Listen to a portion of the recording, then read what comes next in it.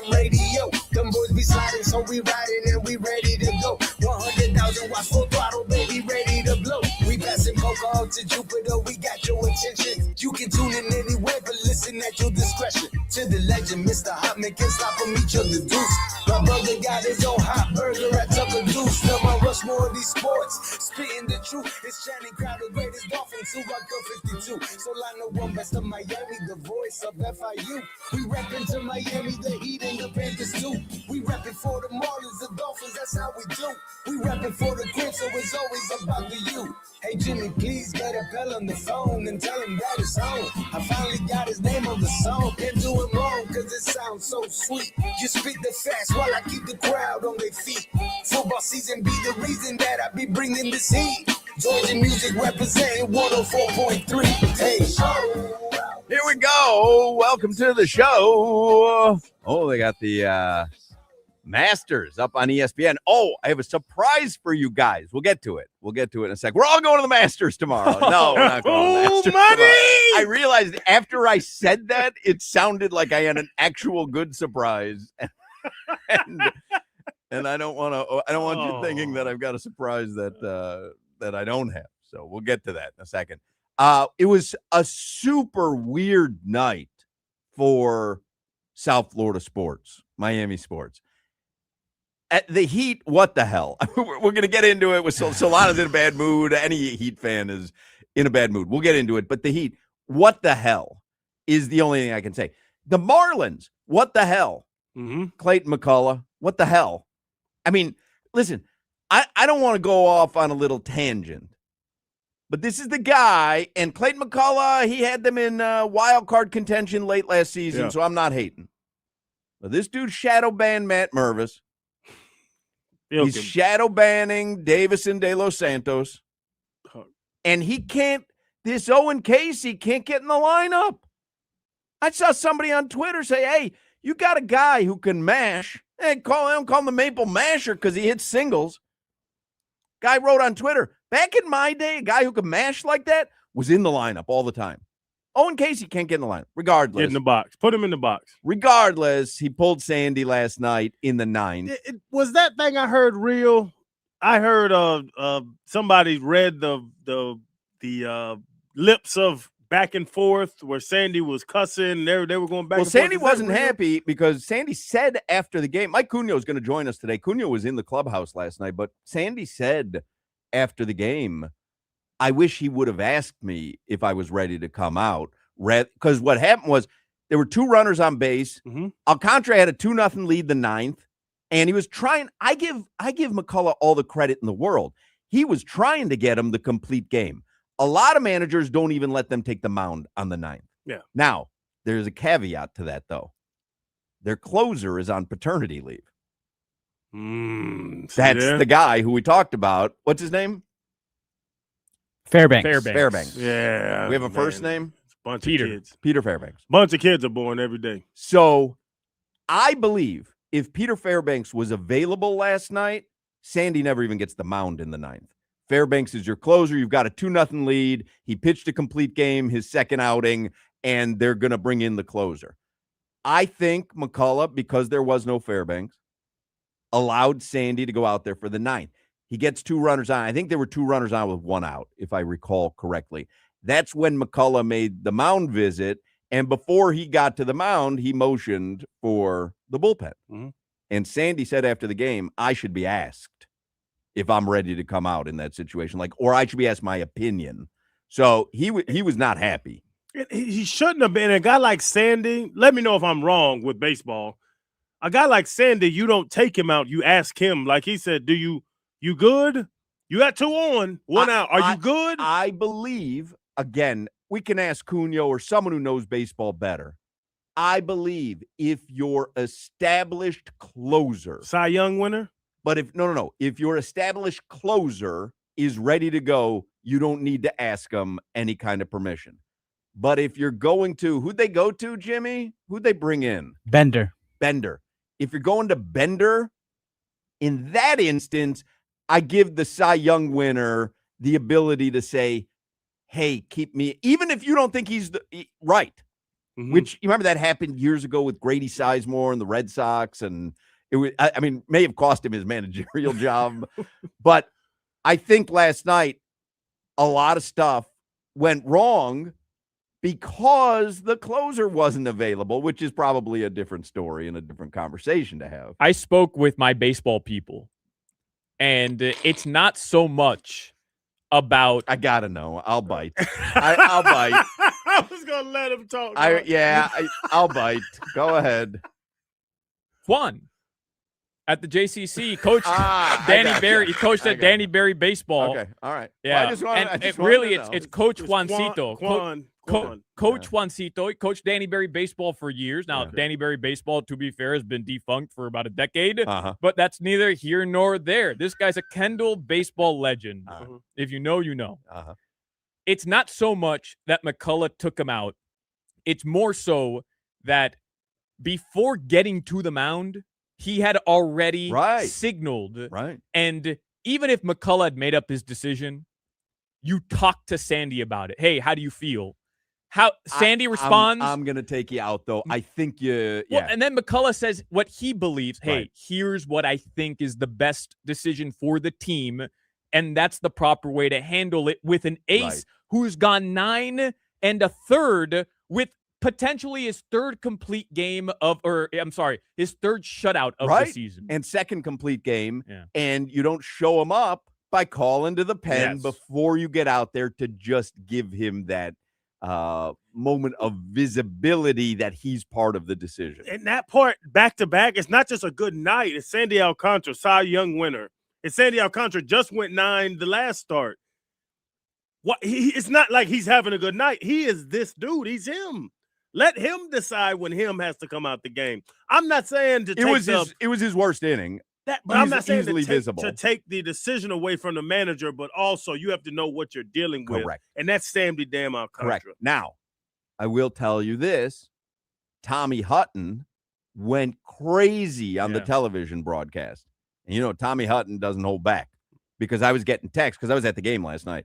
I'm getting texts. Appel was texting me. Hutton is going crazy. Tommy Hutton was saying, if you're taking out Sandy Alcantara, you better be damn well sure the person you're putting in gives you a better chance to get out of that inning and get out of that ball game.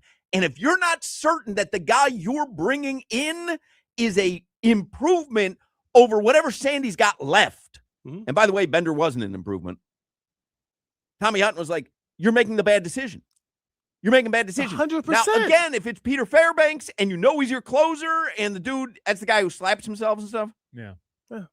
If you're bringing in that guy, listen, if he's the established closer, you go to your closer. But if you're going to Bender, you better make damn well sure it's going to be better than whatever Sandy has left. And Tommy Hutton seemed to believe that it wasn't, and obviously it wasn't. What's the boy from the Yankees? Mariano Rivera. Are we pulling him in? Is Bender him? Well, no. That's apples to oranges. You got it. No, the answer is no. Yes, they don't have anyone. Hoch. They don't have anyone that's as good as Fairbanks as their closer. See, I disagree with that though. I saw a lot of people saying I'd rather ride or die with Sandy than go to the bullpen, and to a certain extent, I understand that. Like, hey, Sandy's clearly the best guy you have on the roster. Period. He's gone 9 1/3. If he blows it, he blows it. 8 1/3. Excuse me, 8 1/3. I understand that logic. You know, die with your best players out there, and they'll give you the best chance. But I also understand a manager saying, hey, we have a bullpen. You gave us 8 1/3 unbelievable innings. Let us close this out for you. I understand that, and I understand why Bender's not Peter Fairbanks or Mariano Rivera or any elite closer, and why maybe that wasn't the best decision, but we're playing the result. To me, the infuriating part is that you're disrespecting your ace. I'm with that. And that's what upsets me. Because, you know, Clayton McCullough is protecting Sandy there as well. He's got those 2 earned runs on base. But if Bender gives up the home run, Sandy doesn't get an L. And if Sandy's out there pitching and he gives up a ding-dong or puts another runner on base, now he's got a potential L coming at him. So Clayton McCullough is also protecting Sandy there. I do think, though, you owe him the mound visit and make it seem as if it's a mutual decision. But to that point, Hawk, let Sandy decide and explain it to him. They walk out there all the time and talk to him. Mm-hmm. Hey, if he gets on, you know you're going to get an L and all that stuff. Sandy has gained the respect to be able to say, no, I got him, coach. By the way, it was Grady Little, not Grady Sizemore. I said Grady Sizemore. Somebody points out on the text. It was Grady Little from the Red Sox. Even if it was Yuri's a puppy. Sandy Alcantara's a Cy Young 10-year guy. Exactly. Let him decide if he wants to go out there with 2 on and see if he does it. And I think it's a bad decision. It's fair. It's even fair. If Fairbanks was there, Hawk. No, I got you, coach. Okay, good, Sandy. Well, tighten up. Well, you don't know what transpired in the dugout, though. It could be, hey, you want to go out there for the 9th? The conversation could have happened in the dugout. Right. If Fairbanks was there, I think there's a conversation. Hey, I think I'm going to bring in Peter for the 9th. Give me 2 batters. Mm-hmm. Give me 2 batters, Skip.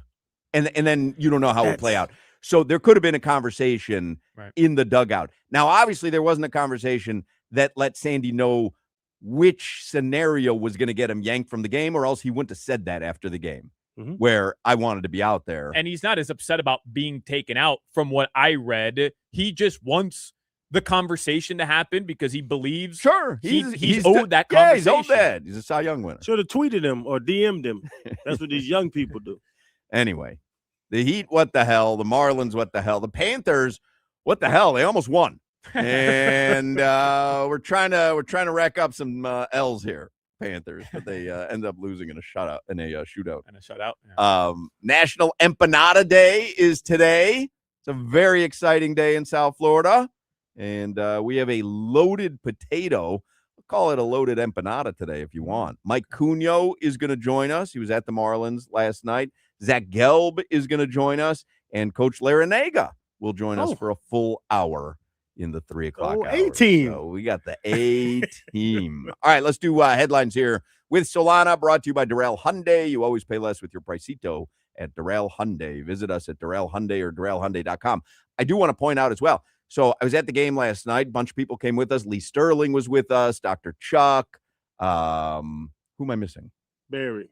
The Ticket Wizard, and Jimmy. Jimmy was with us. And I was kind enough to buy Jimmy a pizza and a soda. I gave him a parking pass, which he declined. Like, treated him, I thought, to a nice night. You gave him a parking pass, bought his drinks and food? I mean, did you get some action? I should have. All I got was when I broke this microphone before I went on the air today. Show the screen. Man. All I got when I broke an expensive piece of equipment before we went on the air, all I got was that laughter. And I've gotten that laughter for 45 straight minutes. Even when a team of engineers had to come in here and try to do something to get a microphone functioning for me for the start of the show. And even when it seemed like, hey, that was maybe an expensive piece of equipment to break. It wasn't the smartest move I ever made. And you know, I have no tolerance for dumb moves, especially made by myself. Yeah, I have no tolerance for it. It eats at me. Jimmy, my guy, giggles. My right hand, giggles, cackles. A giggle is fine. He has been in hysterics.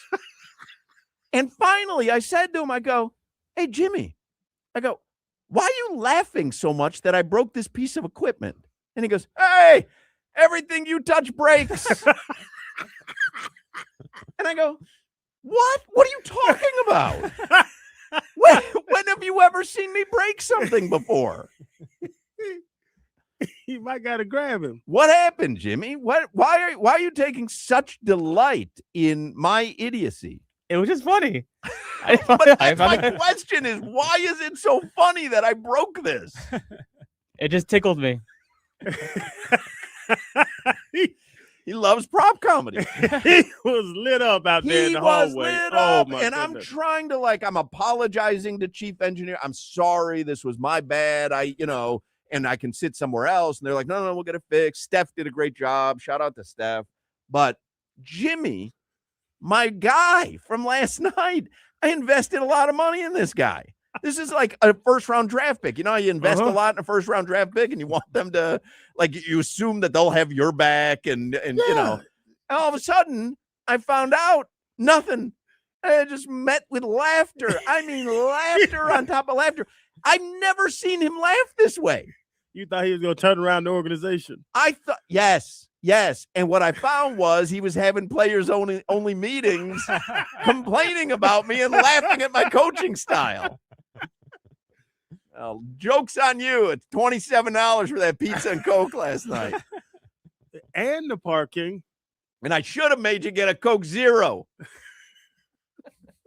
I don't mind Coke Zero. Yeah, well. I had to go diet today. How come? They didn't have zero. Wow. Yeah. Hate that. Anyway. Headlines with Solana. You're just tearing up stuff, man. I did. I've been here 14 years. I've never broke anything. Lie. What have I broke? You've broken mic stands before. I have not broken any. No, I haven't. I remember Stop it. I remember in the old studio, we used to have those things that you'd move with both hands or whatever. Yeah. That thing fell off a number of times, like your tooth. I'm crafty. You break stuff all the time. I can't keep my teeth in my mouth. You broke a wall. At the old station? Yeah. Oh, yeah, that's different, though. It's not different. We were playing around. You also tackled Valero once, and I'm pretty sure you broke his bones. Yeah, you broke Valero. Have you seen the video? Yeah. How can you see 260 coming down the stairs and stand in the way and hold your arms out like we're about to hug each other? Man, that's Valero's fault. So I have a hot take on last night. And while I am upset that Sandy was disrespected or Ace was disrespected, I'm glad last night happened. Because I haven't seen this much passion about the Miami Marlins on social media after a game, on radio the next day, podcasts, shows in South Florida, people who are covering sports about the Marlins. I can't remember when. Well, that's a direct correlation to how boring the Heat are. I'm not kidding you. The fact that the Panthers aren't in the playoffs, so we don't need to break down the game. And the fact that the Heat are the same exact movie that we have watched for 4 years, it gives the Marlins a little bit of an alley here to take some eyeballs. And you're right, it happened. If they were winning, like they had a chance to get 2 in New York, had a nice little comeback in game 2. Would have been nice if they were able to hold on to a 2-0 ninth inning lead last night. So yeah, there's a little pathway there. I almost think it is positive that there's so much attention to it because it is. This is like, and we're not a huge baseball market. Is this like sitting Wade in the fourth? Is this like taking out Jason Taylor in the fourth quarter? No. Ask him, is he going to keep pitching? That's the respect he has. Sandy is one of the best pitchers in the world. Why would you disrespect him? But the attention he's getting means that people are watching, and that means something for our baseball There are community. literally a handful of times. Now, this is done every game in New York, every game in Boston. There are a handful of times in my 13 years that we could discuss for this long a pitching change. And people care. Care. That to me, that's what I felt this morning because I'm listening to the morning show. I'm listening to the midday show, but I'm also just kind of scrolling through social media, all the Miami-based shows. They're talking about that move yesterday, and people are outraged. Last night, people are outraged, and it's the first time, I'm not kidding, in a long time that the conversation about the Marlins wasn't, oh, that's so Marlins. Oh, of course, that's so Marlins. Or we're talking about the attendance. Or we're reminiscing about Jose and talking about if Jose didn't pass away, who knows what would have happened. People were passionate yesterday about a Marlins game for all the wrong reasons, but I don't know. Like, I can't remember the last time that happened. It's cool. It's cool. It's not the wrong reasons. It's cool. Passion is passion. Yeah. Right or wrong, passion is passion. I know Dan Ugler. How's CV? CV? Yeah, Chris Volstad. Yeah, we all got it. I'll hit Volstad in a second. Let me get it and put him up. All right. Anything in the headlines? Yeah, the Miami Heat are going to be a playing tournament team, fellas. Yeah. Were we waiting for last night's result too? Surprise! Like last night hammered it home. It wasn't like, you know what I mean? Like at least you wanted to see something different than what you saw last night. I did bet Bam though, triple single. So that who Bam hit him with what? 793? It was like a 793, I think. Or a 973, something like that. I used to say Bam and them. I'm going blank and Bam. That's my new thing about the Heat. I need to find the blank and Bam. Yeah. And everybody else doesn't matter, Solana. What about just blank and blank and blank and blank? Now you're ready to get rid of Bam. I'm not. Yesterday you wouldn't move off Jaime Jaquez Jr. Today you want to trade Bam. You want an expansion team. I'm down bad. It was bad last night. That was yeah. That could not. I didn't see any of the post game. That could not have felt good for any of the players or Spo. I mean, what are they going to say though? You know, like it just. Yeah, well, now our next opportunity. I mean, I'm sick of the opportunities. In order for you to keep alluding to opportunity, you have to take hold of one, just one. Right. And the Panthers, yeah, they did us all solid yesterday. They were 20 seconds away from a regulation victory, and then they end up losing in a shootout. All right. Let's go draft picks. The Miami Marlins will play again at 6:40 p.m. I wonder if McCullough gets booed today. Be interesting if he has a mound visit. Now, you need several people to boo effectively, and last night to me was going to be the busiest night because Sandy was pitching. I guess Yuri's pitching tonight. I'll double check, but yeah, probably. Yuri's last outing wasn't great. But I think last night, did they announce attendance last night? They didn't while we were at the game. I was guessing like 6,000 or 7,000 last night.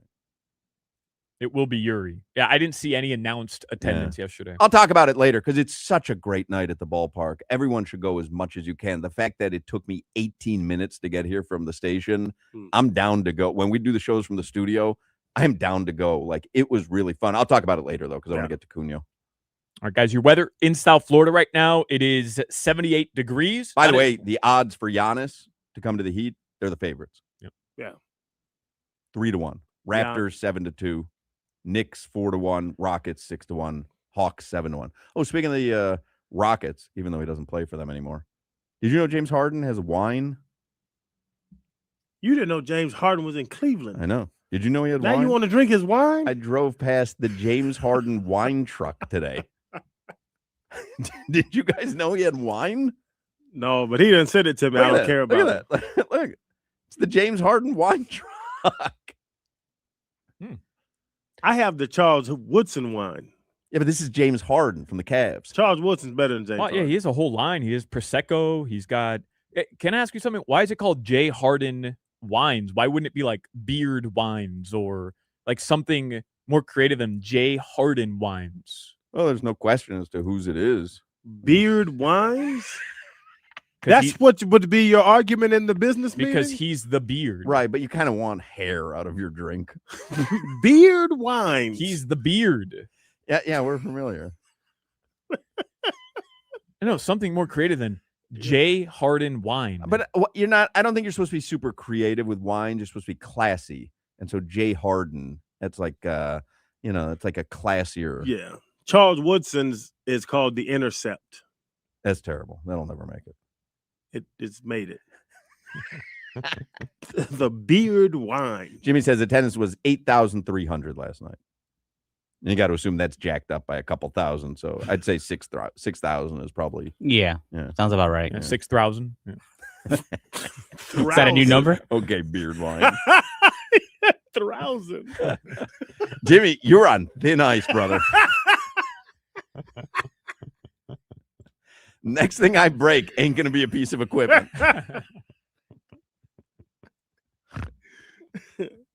Your weather is 78 degrees. It's supposed to keep raining all day, but happens to be a pretty nice afternoon here in El Portal. All right.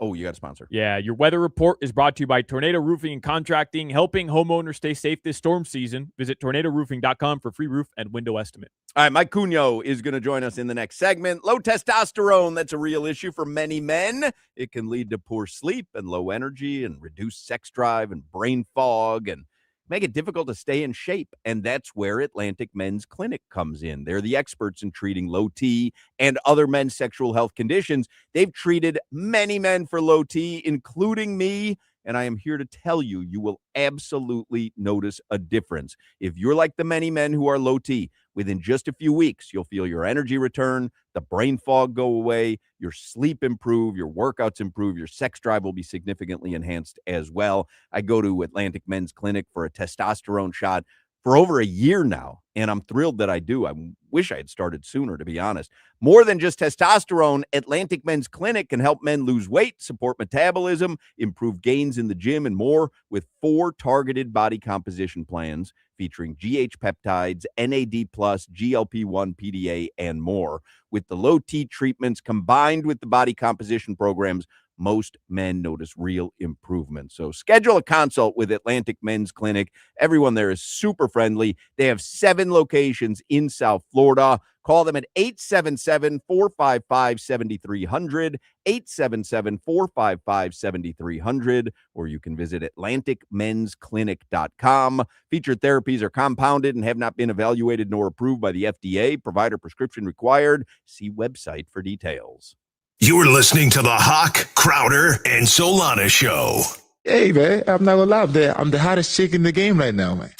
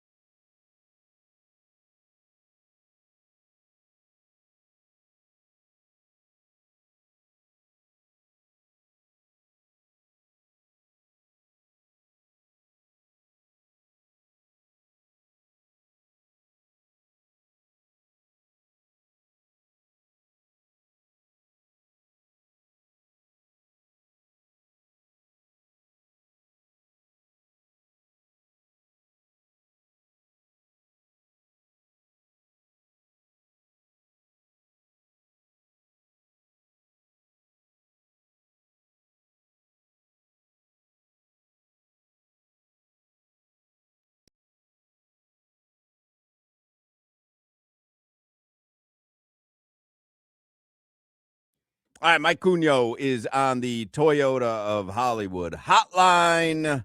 Sports anchor and reporter at CBS 4 here in Miami. You see him nationally at times on CBS Sports HQ. He was at Lone Depot Park last night. What did you make of Clayton McCullough pulling Sandy in the 9th with 2 runners on and a 2-0 lead? And we are pointing out that it is fascinating in the Miami market. We can have a New York sports radio style conversation about pulling a pitcher in the 9th inning, even in April, and feel like there's actual interest in what we're talking about. So this is a rare occurrence here. I swear to you, I told our sports producer last night that this may be the first time that a Marlins manager is being discussed on sports radio in Miami in a very long time. Maybe since Ozzie Guillen, or maybe the one-off of, Don Mattingly getting the Marlins to a playoff, something like that. This, the fact that it was just such an overwhelmingly one-sided take on this one issue in this one instance, kind of lets you know that how a lot of people feel about Sandy and just the situation in general. It was really interesting to hear Boo Birds last night directed to Clayton McCullough's way. Now, but how did you feel about it personally, though, Mike? So I think, I get trying to protect the players early in the season, but knowing that Pete Fairbanks isn't there, I would, and the situation is now that the runner on first and second, I would have at least given Sandy one more batter, because now a double play ball is in play. You are effectively one pitch away from ending that game. Sandy could handle that. You go out to the mound, you talk to him. I agree with Sandy and he's absolutely right, he's earned the right and respect that at the very least they should have a conversation about the move. Sandy, when you're a Cy Young winner, you should get that privilege.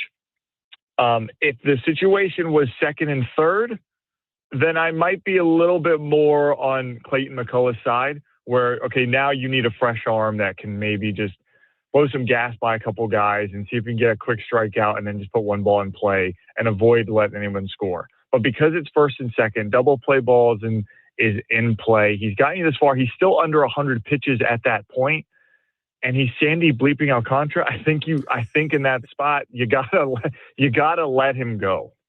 Mike, it's funny you say that. He's Sandy bleeping Alcantara, Paul Skeens, a Shohei Ohtani. Those type of guys. And it's funny that we could talk about this now with our team down here. Is it a conversation? Because there's also the side that you got to protect players from themselves. And Sandy bleeping Alcantara, he did have Tommy Johns a couple years ago. So there's that back and forth where you would, McCullough would also argue the other way. Yeah, look, Clayton McCullough, it's funny. The day before opening day, Clayton McCullough joked with us when we were about to interview Sandy. He goes, hey, ask him how mad he's going to be if he can't go 9 innings on opening day. That just kind of lets you know the mentality that Sandy always has, that he wants to go the distance. So there is a little bit of an element where you have to give McCullough credit. There is a little bit of an element of you got to protect your horse and your ace, but it's not like he was sitting at 105 pitches, 110. You could have let him go at, I think, one more batter. And yes, he does. He is in that category. That list you just mentioned, Skeens, Ohtani, it's a short list. He's up there, no doubt. You saw what happened with Sandy at the end of last year, where he finally turned the corner coming off the surgery. And by all accounts, everyone always says it's year 2 after Tommy John is when you really start to feel your best. Peter Bendick said it on opening day. We were getting vintage Sandy, maybe even the best version of Sandy we've ever seen. So with all that knowledge and ammo behind you, I think that's why you had to let him in, and he's one of the few pitchers you give that courtesy to. What's the outcome to this, Cugno, other than the Marlins losing yesterday and Sandy and everything yesterday? What's the outcome here, though? Is it McCullough and Sandy have some sort of conversation and they kind of patch things and they move forward? Will this ultimately maybe jeopardize Sandy's relationship with McCullough and the Miami Marlins moving forward? What's the end result here between these two? Yeah, that's an interesting question in terms of the relationship with the Marlins, maybe even the fan base. Because remember last week when he throws the complete game shutout, he kind of mentioned on the broadcast, like, hey, there was no one here to see what I just did. Like there was a little bit of, man, I wish fans were here to watch this. So is there frustration? I don't know. I think Sandy seems like a professional in these aspects. Like he voiced a little frustration. Yeah, I would have liked to have been, consulted with the decision. And I think that's the outcome here, to answer your question. Is I think going forward, if we're in a situation like this, I think you'll see that conversation probably happen on the mound. Yes, I think Sandy and McCullough probably have already talked either last night or today. It's probably happened. It has to have happened. And I think just going forward, you are going to see that kind of courtesy call at the mound, just to at least give him that due respect and let him tell you if he's feeling okay or not. Where do we stand on Clayton McCullough, Cunio? Because he did have them in the wild card chase at the end of last season, and that was overperforming, but he has shadow banned Matt Mervis and Davison De Los Santos. And he kind of shadow banned Sandy last night. I think Clayton McCullough's fine. I think Clayton McCullough and Mark Hochman probably aren't on great terms. He's shadow banning guys I root for. I mean, what's with the shadow ban? He should have shadow banned you, because until last night, Sandy, I had a fire tweet ready to go. Sandy, had he gotten through that inning, would have been 21 straight scoreless innings with, I think it was 3 walks and 5 hits allowed, no extra bases. And then all of a sudden you stroll in with your crew and a chicken mascot. I don't even know where that came from. And look what happened. So if you want to point fingers at Clayton McCullough, I think you need to look in the mirror, Jack, because I think it's you.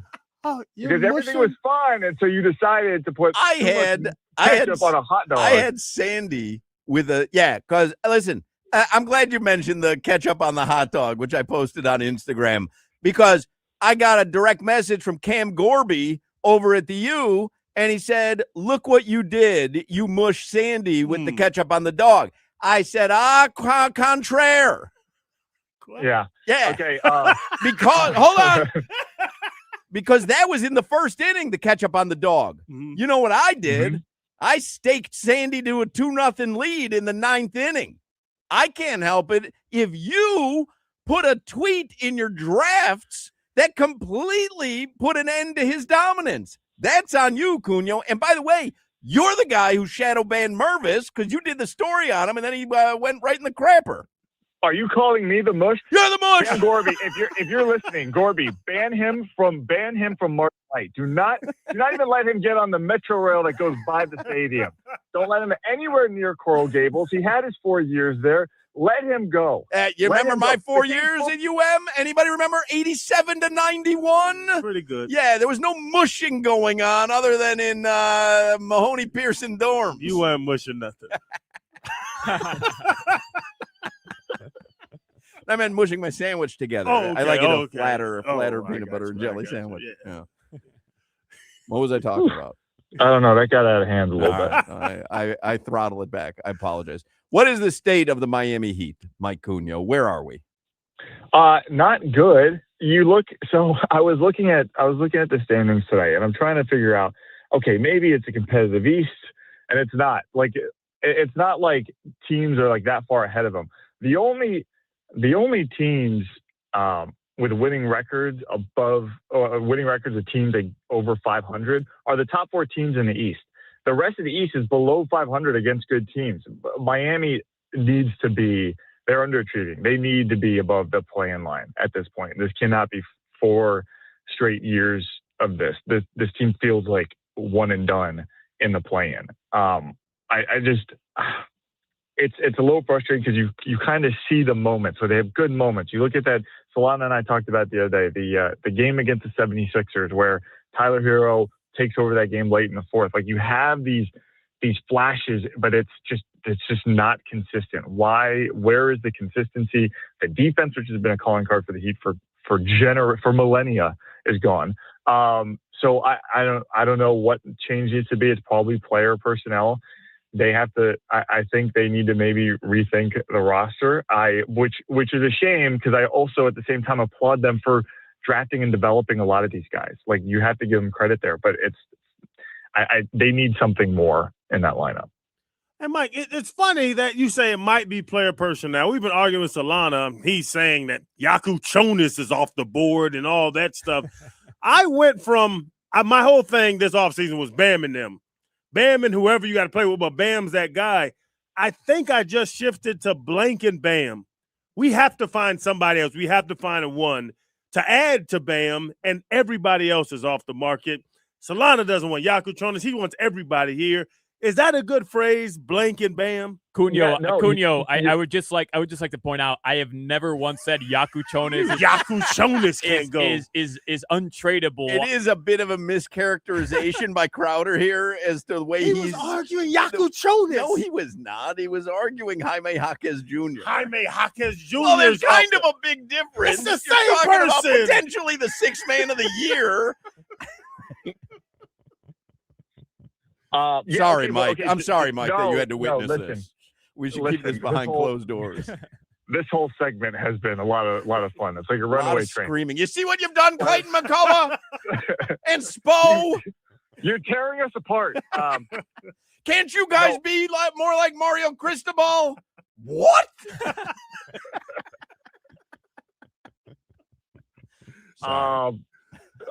Crowder, I think you're right. It is Blank and Bam. Because go back to the bubble and the last two runs to the NBA Finals, the bubble, and then of course where they lost to Denver. It was Jimmy and Bam and Tyler, right? You needed that one guy that score that can go off for 50 in a game. I'll tell you a funny story about that. This is a true story. When my daughter was born, that was the last time the Heat were in the finals.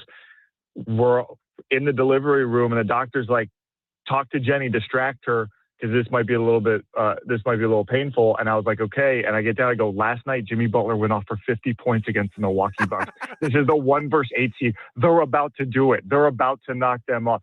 I haven't felt that alive about this Heat team since my daughter's been born. And I think that's they need to find that complementary piece or that 1A piece to go with Bam. That's dad goals, Cunio. I just want to point that out. I would love to be in the room with my fiance, who will hopefully be the mother of my unborn children at some point, and just be whispering to her, Bam Adebayo scored 83 points. Yeah, it's not that's a good little stat too. Yeah. Listen. I'm not exactly on my wife's favorite list right now because we just went on vacation, and it was me, my wife, my daughter, toddler, and my in-laws, and I upgraded my seat to first class and left everyone else in the back and didn't tell anyone until we got on the plane. And it was, let me tell you, the best flight I've ever had. You didn't tell them till you got on the plane? But Hawk, you gotta give the wife the first class seat. Of course, and sit with but the no one sits in first class if not everyone sits in first class. No, if you get upgraded, you said the wife sit up there. Do it all the time. So here's what happened. Wait. You got upgraded at the gate, or you upgraded yourself on the app several days before? I knew I was upgraded before. And at the gate, they go, here's your new boarding pass. And she's like, new boarding pass for what? And I showed her, it said 2A. And she's like, you got to be kidding me. And I just walked ahead of everyone else and got on the plane. They dismissed them as your family? That's crazy. I cannot. That is crazy. Why? I would have done the same thing. You're traveling with your family? Yeah. And you just hunker down in first class and have a nice flight? It's not Cunio's fault. He's got preferred access. No. Yeah, so what I did was I walked back right before the flight. How about the next time I take Lori and DJ to a Heat game, I sit on the court and they sit in the 300 level. With Solana. That's terrible, man. You know what? This isn't the first time I've done it, now that I think about it. When the Big Three had their celebration at the AAA when they arrived, I went with my mom, my family. We went to do it. We were I was younger. We were fans. But I was an intern under Joe Rose, and Joe saw me. And Joe's like, "Hey, do you want to come to the media section and watch?" And I was like, "Heck yeah!" And I turned around and said, "Later, fam," and jumped with Joe Rose and watched the Big Three enter. You the remember AAA. that awful movie I saw during COVID, and you've seen it, Downhill? with Will Ferrell Yes. and Julia Louis-Dreyfus. Mm-hmm. And the avalanche is coming at them, and Will Ferrell bolts, right? They're having lunch outdoor on them. Now, yeah, that's you, Cunio. That's you. that as he's telling these stories, he's worried about one guy in all these scenarios, and it's him. That broke up Will Ferrell and Julia Louis-Dreyfus's marriage in that movie. One of the worst movies I've ever seen. Terrible movie. Fictional marriage. But I actually, this happens to me all the time because I'm high up. I'm gold, something platinum, United, because I fly United a lot. And they will upgrade me, and I'll be with Asia, and I'll say, Asia, you take 2A, and I'll go back here to 36B or whatever and sit between these, two stanky people. But the wife takes priority. Always. Always. Or a service member. Find a service member and say, thank you for your service. Please take my first class seat. I went, to be fair, I went back there and offered to the mother-in-law first. After you had taken your seat? And got your drink and your dinner ordered? After you had said goodbye to everybody? So I had my mimosa in my right hand and held on to the bin, the luggage bin with my left so I wouldn't fall. And I was like, hey, do you want to? So short rib or ravioli? Which one did you get? I cannot believe this. There are a lot of guys who I know who I would say are capable of that. Cunha would be on the opposite side of what I thought. Like, honestly, on the opposite side of what I thought there. I am blown away, Cunha, that you're that guy. I'm going to send you the picture proof that I did this too. Like the photo of my wife behind us, or behind me, just like looking at me down the aisle of the plane. I can't even believe you didn't give her a heads up. Well, I'm out. I did. What I did do was I did move them to extra leg room because I'm not a complete monster. Oh, extra leg room. We ever taught you shoes off? If you're in first class, you got to take your shoes off. No, never. Shoes off. Stop it. No. Yeah, it's disgusting. Never shoes off. I had my shoes off this morning coming home. It's disgusting. Shoes off, walking around. Nobody needs to see your feet or smell your feet on an airplane. It still does. Nobody needs to see your socks. Smell my feet. I bathe. Nah, I don't think so. All right, we got to go, Cunha. I am so disappointed in you. So again, not the first time I've heard that from someone. He just sent me the picture. Oh, is she mad? Oh my God, she is so mad. She is giving him the evil eye. Oh my God, the vacation started. So mad. No siblings with that face. Wow, that is crazy behavior. That is crazy. All right, well, there you go, Mike Cunha. We learned a lot today, Cunha. Love you. Love you too. Don't get on his bad side. Mike Cunha there. We'll take a break. We'll come back with more. You're listening to the Hoch, Crowder, and Solana Show. Baseball.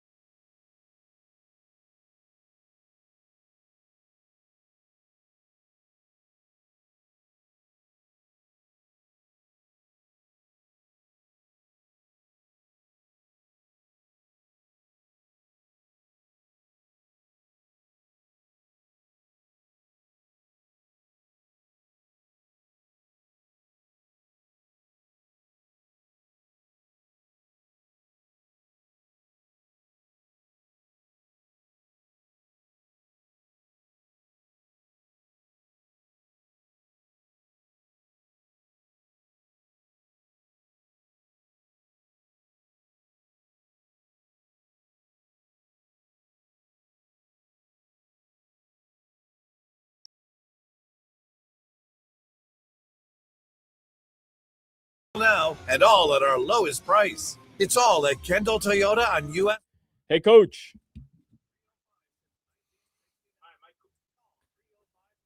You want to test?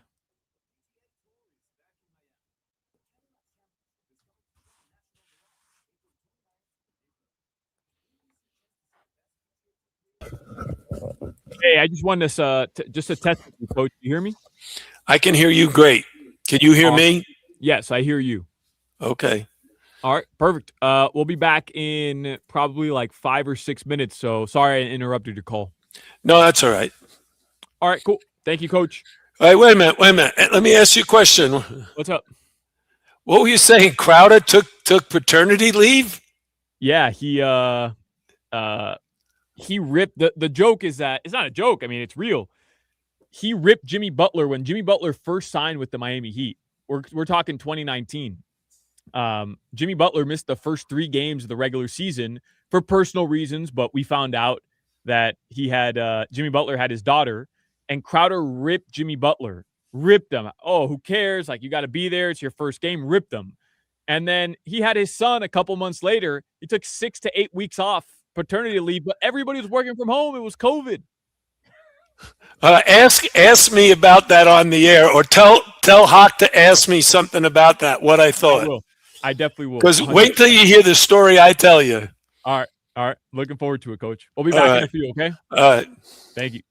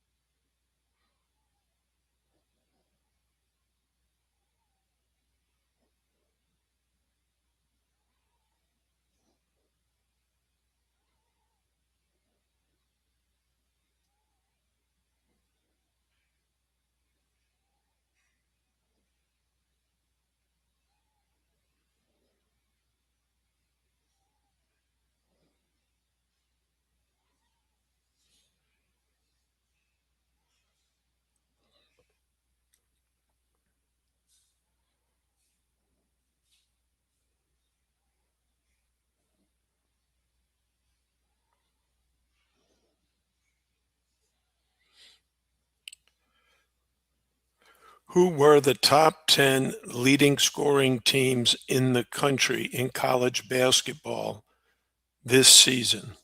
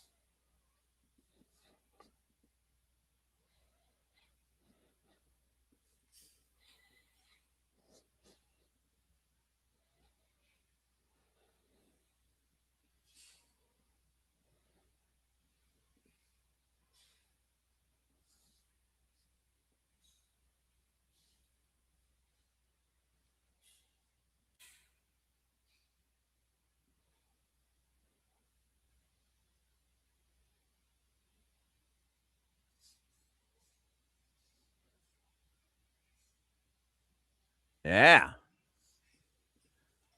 Start the 3:00 hour a little bit late, but we had just an amazing revelation by Mike Cunha there in the 2:00 hour. Just shocking. Unbelievable. We'll have to relitigate that when we have more time, because now we've got Coach Jim Larinaga joining us, as he always does, for the 3:00 hour on Wednesdays. He is, of course, the winningest coach in the history of the University of Miami men's basketball program, and he is our friend. If you, I don't know if you heard the end of Mike Cunha there. He was flying with his family, his wife and his child and his in-laws. He got bumped to first class and didn't tell his wife or family. He knew a couple days in advance, and when they all boarded the plane, he plopped himself down in 2E while they all walked behind. And Crowder and I are like, no, you give that to your wife. Like you don't take that seat. No. And he's like, no, why would I give her my first class seat? Would you ever do that to Mrs. Larinaga? Of course not. I booked my first class seat, and she sits coach by herself. I don't have to surprise her. She already knows the rule. The rule is the people who are tall, who need the legroom, sit first class. No. Those who are 5'6" or shorter go to coach so we can save the money. You do not play the tall card when it comes to flying. Do you? Do you play the tall card? Every single time. I can't believe that, because Crowder is tall and he gives his first class seat to his wife. Every time, Coach. I'm United, some platinum, diamond, something, and they always upgrade me. And as soon as we get on, I say, Asia, you got 2A. I'll go back to 13F. I do it every single time, Coach. And I'm not no little puppy. I'm 6'3", 6'4". Yeah, but I heard you took paternity leave. I think you're a wimp. Coach, you're one of those guys that just dying to talk about this. Man. You guys are talking about the Marlins of the radio show. He missed 8 weeks of the radio show. Oh my goodness! Did really do what? Did you give birth? No, Coach. I went fishing about 7 of the 8 weeks, but I was there in case my wife needed me. Yeah, in case your wife needed you. What? Were you going to breastfeed? What? I put the baby in the swing at night, let it swing around. It took 12 hours. Hey, Hoch, listen to this. My wife gave birth. We were 25 years old. Our son Jay was born in Charlotte, North Carolina, when I was an assistant at Davidson. And her due date was January 25th, and she was a couple of days late. And her doctor said, "Listen, if the baby doesn't come by Monday, we're going to induce labor." So my wife came home from the doctor's appointment. She told me that, and I said, "Well, it can't be Monday. We played Duke." So my wife, first of all, she started crying. Then she called Dr.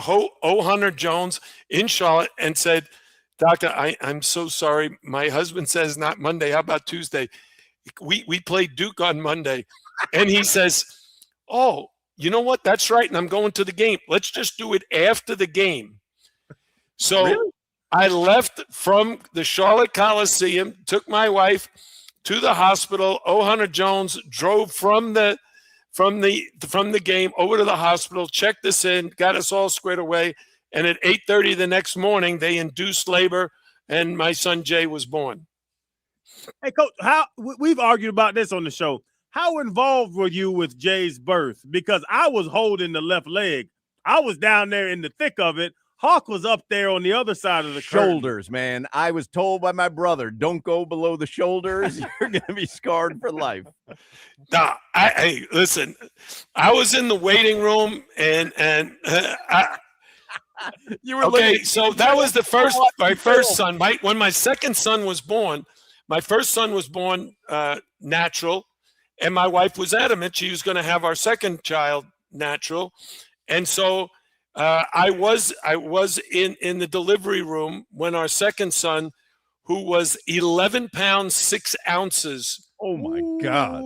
And my wife delivered him natural. Oh my God! So I'm telling you, she's my hero. Holy mackerel! 11 pounds 6 ounces. That's crazy. Yeah. Did you cut the umbilical cord? No. I don't have my medical degree. I leave that to the professionals. I was the same way. I was down there in the thick of it. You did all that stuff. I did everything. Yeah, I was right. I'm a doctor almost now. Yeah, oh my goodness. So you basically needed the paternity leave to recover from what you witnessed in the delivery room. I've told the story, Coach. When they did the afterbirth thing, yeah, he had to get me a wet towel to put on my head. And so my wife just gave birth, and I'm sitting in the corner with my knees wobbly, and they're putting towels on my head because I almost passed out. Wait a minute, you didn't have your do-rag on?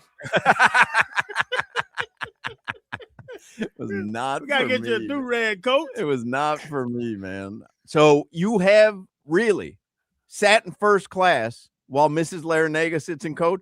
Every time. That is so shocking to me. You think you know someone. That is so shocking to me. But you chalk it up as just, I'm tall, so I need this. And if I wasn't tall, I wouldn't sit there. Here's what I would tell you. How tall are you, Coach? I'm 6'5". 6'5". Okay, but go back to when I was an assistant coach, traveling coach everywhere. And I ended up with a bad back and 2 hips that needed hip replacement because I can't squeeze into those small places and not put a lot of pressure on my hips and back. So when I got a head coaching job and I put it in my contract that I only flew first class because it was healthy for me. Because if I flew coach, I couldn't even get up out of the seat. My back would hurt so bad I couldn't straighten up. Man, so I'm not a wimp. Maybe I'm a little bit of a wimp. But you've had a very successful career. You've made a lot of money. I'm having a tough time believing that Mrs. Larinaga has to fly coach. She doesn't have to fly coach. She chooses to save that money. That's her choice. That's not mine. I'm not telling her she's got to fly coach. She can fly. She can fly first class anytime she wants. Or what I would prefer is we lease private and we both fly first class. Yeah, now you're talking. Big money. Yeah, now you're Coach, talking. you pre-order your meals. You have your dinner and all set before you get on the plane. Oh yeah, no question. When you fly first class, you got to travel and do everything first class. That's right. You got to make That's sure part of my motto. First class only. Buttoned up, man. All right, let's do headlines so we have enough time with Coach L. Headlines are brought to you by Darrell Hyundai. You always pay less with your Pricito at Darrell Hyundai. Visit them at Darrell Hyundai or DarrellHyundai.com. The Miami Heat did lose last night, which means that they will be a play-in tournament team. They still have 3 games remaining in the regular season. They can still move up in the play-in tournament seeds, but it's looking like they're going to be a 10 seed because they're 2 games back in the loss column of Orlando, which really means they're 3 games back because Orlando has the tiebreaker. The Magic would have to lose out. The Heat need to win out. And based on their record against any team that's in a playoff seeding right now, that doesn't look good for them. It was an ugly loss last night as well, Coach. You see the Heat game last night? Yeah, let's get Giannis here. Solana. Yes. Hey, here's what I'll say. I'll be joining Solana and Crowder in thinking that if we had Giannis to go along with Bam, we'd be a much, much better basketball team. Because I think one player I'm going to make a comparison. The Miami Heat in the NBA, their starting lineup is shorter than the Michigan Wolverines that won the national championship. Right. You got a college team with all these transfers coming together to win the Natty, and they're gigantic. 7'3", 6'9", 6'9", 250, 260. These college teams. We're not that big. If we could get a Giannis or another big guy to go along, and I know Khalil Ware is a young guy who's improving, but not there yet. And so I got my fingers crossed that Giannis is going to be a Miami Heat guy coming to the Heat next season. Doesn't look like he wants to be in Milwaukee, Coach. I don't know if you saw any of those quotes over the past couple of days. That seems to be last fractured. week I sat with the owner, one of the owners of the Milwaukee Bucks. We had dinner together. There's a place in Coconut Grove. I think it's called like the 6th floor or something. It's on the 6th floor of this building with a beautiful. I was going to say you got to be in a certain echelon to even know where that thing is. Yeah. Who pays for that dinner? Do you even Not pretend? me. Do you even No, pretend not to me. grab? Do you even pretend to grab the check? Or No. My hands are in my pocket at the end of the night. Do you bring your wallet or you just No, I try to leave that at home. They got it. By the way, you guys remember I took my fiance to Carbone Vino in the Grove. Yeah. Trying to tell everybody that, Coach Jim Larinaga doesn't work. They still bring you the check at the end of the night. Well, you gave it a shot. Yeah. How was the meal though? Oh, Coach, the croutons and that Caesar salad. I would go back just for a bowl of croutons in that Caesar salad. You're very easy to please. You brought up Michigan and the Wolverines. They did win the NCAA tournament. I believe the Miami Hurricanes men's basketball team could have beaten them, Coach, if they were given the opportunity. But it was I don't think you just get given an opportunity. I think you've got to earn your way there. But no joke, it was a good game, and I think overall good NCAA tournament as well, with a lot of storylines and a lot of big moments. Yeah, I thought it was an excellent football game myself. the brutality in it, the amount of physicality. And I laughed yesterday. I was listening to you guys, and Hoch is saying, Connecticut's probably happy they kept it close and within the 6.5 point spread. I was like, are you kidding me? I mean, come on. They put in a nice effort, and it was obvious that they were outmatched. And you go home and you have a nice meal and you watch a movie. Coach told us. Let me ask you this. Did Michigan play Duke? No. You saying during the tournament or during the regular season? No, not no. Yes, they did. See, I mean, you got to know a little something about college basketball. I don't know. Yeah. Duke beat Michigan, I think it was 68-62. All right. And now Connecticut beats Duke. Transformative property where, hey, they beat Duke and we beat them, and so then we're better than them. No, I'm not saying better. I'm saying if I'm Danny Hurley, I'm looking at Duke. That's a pretty good offensive team. And they had to slow the game down because Michigan was the second leading scoring team in the country, averaging like 95 points a game. Every guy in their starting lineup is a juggernaut. All right. So now you have Duke beats Michigan. I think it was like either in Madison Square Garden or in Chicago. Washington, D.C. Anyway, wherever it was, Duke kind of slowed the game down and grinded it out, and they won in the 60s. So now Connecticut goes into the game. They've already advanced by beating Duke, and they got to look at Michigan and say, hey, we can't run up and down with them. We're not going to get to 90 before they do. So we got to slow it down, slug it out, make it kind of ugly, which they did very well. They could have been ahead at the half. A couple of crazy calls went against them just before the half. They had that flagrant one foul where Michigan got 2 free throws and the ball. Mm-hmm. And that really turned the end of the first half in Michigan's favor. And so to me, if they played 10 times, I'm not saying Duke would win more than Connecticut wouldn't win more than their share, but they could have beaten them that night, and they could have beaten them a couple of other times if they played 10 times. And Coach, to that point, is that good coaching where if you're a team that runs, this is a half-court team, you have to decide if I'm going to try to play their game or play my game? Is that kind of what good coaches have to do? Because like you said, UConn couldn't get to 90 before Michigan, but their game is a 90-point game. Why would you decide to play their game? Okay, here's what I would say, and I think almost all coaches are great. First, you got to evaluate your strengths, but also your weaknesses. Okay, if we get into a certain kind of game with these guys, are their strengths greater than ours? Do they have more ability to just score at a high level? Because if so, we might need to slow the game down. Now, on the flip side, Connecticut, Danny Hurley, I wouldn't have been surprised if he just ran with them. I wouldn't have been surprised, but he and his staff must have decided before that game ever began, we got to make this ugly. We got to keep them like in the 60s or maybe early 70s, because if it gets up into the 90s, they have more weapons, high scorers than we do. And that's what I'm saying, in the NBA, you got OKC. I don't know who's going to beat them. Maybe the Clippers tonight. They got the Clippers.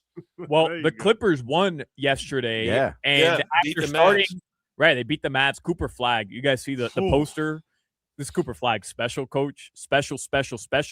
But he's become the favorite, by the way, to win Rookie of the Year. Yeah. What do you go, 51, he 45? has, wait a minute. Before I go any further, I have a friend from Philadelphia, Steve Etter, who listens to your show and listens to my hour, and he says we should be talking about VJ Edgecombe. He's in the conversation for Rookie of the Year. What do you guys think of that? He was after game 1, but I think it's between Knipple and Flag, and I think Knipple was the favorite for most of the second half of the season, no? Yeah, it's flip-flop back and forth. VJ Edgecombe belongs in the conversation, but he's got no chance at being rookie of the year. I'm going to look at the Hard Rock odds now. Con Knippel, what he's done any other year, he is a unanimous pick to go win rookie of the year. But what Cooper Flagg's doing, I think the fact that he put up a 40-burger against LeBron James and passed LeBron's record for the most 40-point games by a rookie, and then put up the 50-point game, youngest player to ever do so, I think he's pretty much wrapped it up, Coach. Well, I think my guys at the table of knowledge would agree with you, Solana. The table of knowledge, they follow that NBA schedule and the outstanding players, and I think for them, Cooper Flagg is the ultimate guy for rookie of the year. And Con Knuppel has also had a great rookie season. You made it to the table of knowledge yet? No, but I love the table of knowledge. Yeah. He told me I have to read. They want you there. They want you there because you have a lot of knowledge about a lot of things that they don't know about. You're a connoisseur on food, and they love talking about food. And I am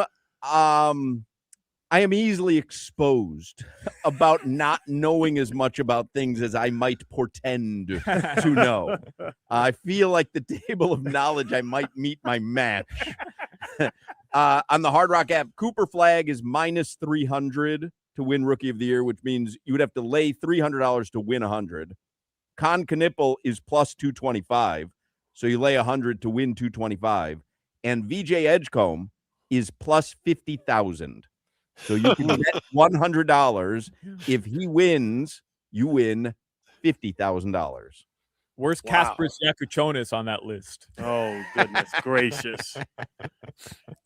Coach, I was just going to mention your Clippers. They started 6-21. Do I have that right? Is that they've gone 35-17 since then? Ty Lue, when they got to 6-21, there was a quote where he said, "Oh, we've got to go 35-20 the rest of the way. Like, we'll be fine." They're 35-17.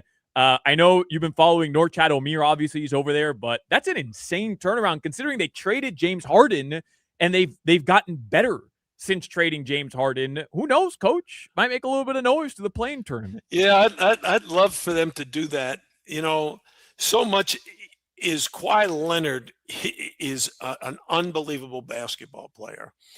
And when he's at the top of his game, he should be in serious consideration for Player of the Year, MVP. You know, he's not going to win because the Clippers got off to that terrible start. But everybody knows that when he's right and playing at the top of his game, the Clippers can beat anybody. They got it. They got the Thunder tonight, and we'll see what they do. If there's only a few games left, so coaching becomes a real issue now. Do we really try to win, or do we protect our guys from injury? Because you don't want to go into the playoffs with one or two or three of your key players not 100%. So maybe OKC doesn't play some of their key players, or maybe the Clippers don't because it's a regular season game and everybody's position is kind of established now. OKC is going to win the regular season, and the Clippers are going to be in the play-in games. So, but if they're healthy and they're playing well, they can make some noise for sure. Yeah, I believe Oklahoma City just needs one more victory to lock up the 1 seed to officially clinch that top seed in the Western Conference. So tonight they may be playing all their dogs, but they took care of a LeBron-less, Luka-less, Austin Reeves-less Lakers team yesterday, as you can imagine. Is Luka hurt or not? Yeah, he's hurt. He's hurt. Yeah. I thought Stephen A. Smith said he wasn't hurt. Well, he didn't have all the info at that He looked point. hurt. Yeah, he looked hurt. Just a couple more local notes. The Panthers did lose yesterday as well. They're back in action tomorrow. And the Marlins, everybody is very upset with Clayton McCullough, his decision to pull Sandy yesterday in the top of the 9th inning. The Marlins, who lost yesterday, will play Game 3 of their 4-game set tonight, 6:40 p.m. Yuri is on the mound for the Fish at Lone Depot Park. They host the Cincinnati Reds. I got a question for you about the Marlins. Had they won that game, would people be still upset? The reason people are upset, aren't they, is because they lost. I do think there would be a fraction of the – I was there last night. Clayton McCullough got booed as he was walking to the mound. Oh, he did. Already people were upset. Even if they win that game, I think people might be upset. It's the fact that Clayton McCullough motioned for the bullpen and the reliever without having met with Sandy first. I think people still would have been upset about that. And by the way, I think Sandy still at the end of the game in the clubhouse for sure would have said the same stuff, which is I would have liked to have been consulted before I was yanked. Because you gain that respect with your play. And if you're Sandy Alcantara, Cy Young winner, Hall of Fame type pitcher, you need to be discussed about this. It's right, it's not like he's had 120 pitches or whatever. No. You know what I mean? Like he was well. Even Yuri. Was he well under 100 or was he at like 90? I think he was 97. I think it was 97. Even Yuri's a young guy. They don't have to talk to him about Correct. it. You have to talk to Sandy Alcantara about if he wants to come out or not. He's right. Sandy's like nobody's disagreeing with that. Sandy's right. He's owed that respect. At the very least, pretend like you're having the conversation, and then fine. Like it is what it is. Be upset that you got pulled, but yeah, he's disrespected. Yeah, these managers and coaches, they're on power trip. Human interaction. Go talk to humans, coach, right?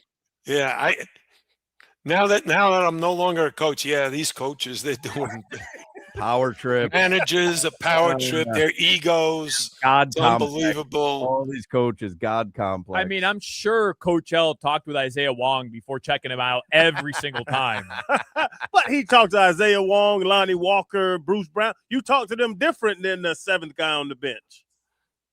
Actually, I have great respect for all my players. I would have, in this particular case, talking about taking out your starting Cy Young Award pitcher. Yeah, I want to go out and talk to him. He might say, look, the next batter is a guy that cannot hit me. I'm going to throw him an inside curveball. He's going to ground ball. We're going to take that into a double play, and then we win this game. But he didn't do it. And now he's got to deal with the aftermath because it's really not the media. The media blows it up, including us today talking about it. But it's now the relationship. Does this move the needle in any direction? Does the manager then go to the player and say, look, I made a mistake. I should have come out there. I'm apologizing to you. Or does he say to Sandy and say, look, I'm the manager. I make those decisions. You don't decide whether you play or not. You don't decide whether you start or not. Your job is to pitch as long as I have you in there. You know, different coaches have different philosophies. I'm one that believes in communication.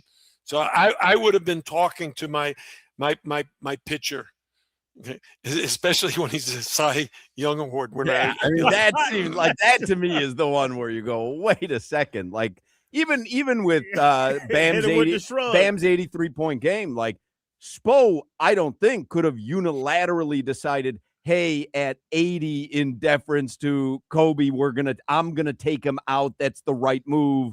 Or like that has to be a conversation because Bam's your star. And so he had to be part of when he's staying in, when he's going out, I would imagine.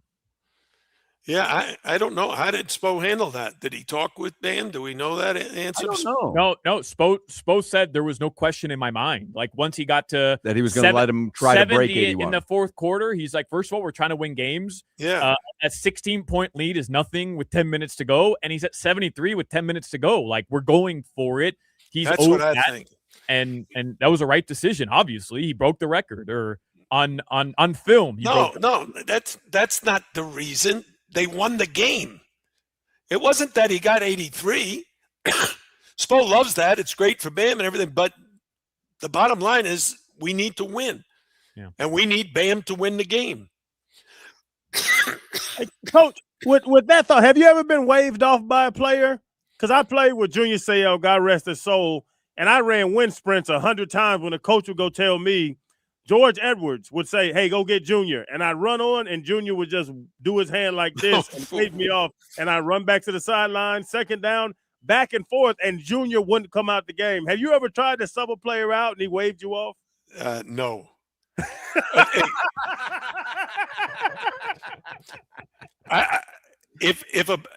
Now I have had players come over after I took them out and complain, "Why did you take me out?" Mm-hmm. And I would normally say, "We can discuss that later. Go sit." and after we lost to Florida State, my first year as the head coach at the University of Miami, we lost to Florida State in the quarterfinals of the ACC tournament, and I had a player do that, and I said to him, "Sit." And then after the game, I ripped into him and the other players are like, "What? We never seen you like that, coach." I said, "Well, you don't make those decisions as to whether or not you stay in the game or come out. Because I don't care. It's not about how you're playing. It's basically about, hey, we're going to put subs in. You're a starter. You're going to come out at some point. And I'm not sure exactly when that is. But when you come out, you don't come out complaining. You come out, sit next to me or sit next to one of my coaches, and you cheer for the team and the guy who went in for you, because this is not about you. It's about the team, and it's about winning. Was that Shane Larkin or Kenny Kaji? No, neither one of those. But here's the point. To me, it didn't matter who it was.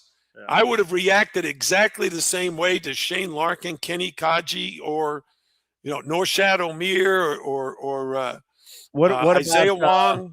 What about telling someone to sub in at the end of a game and they're like, "Nah, I'm good. There's a minute and a half left. I'm not coming in for junk time." Yeah, I have had players do that as well, and it was the same thing. I said, "Okay, we'll talk after the game then." And then after the game, I pull them aside and say, "Look, now, normally under those circumstances, I tell one of my assistants, go down and see if so-and-so wants to go in. And if he says no, I'm okay with that. But if I need to put him in for some reason and he shakes me off and says, no, I don't want to go in, then there's a conversation after that game as to why he did that. And then I let him know, you do that again, then I'm never putting you in."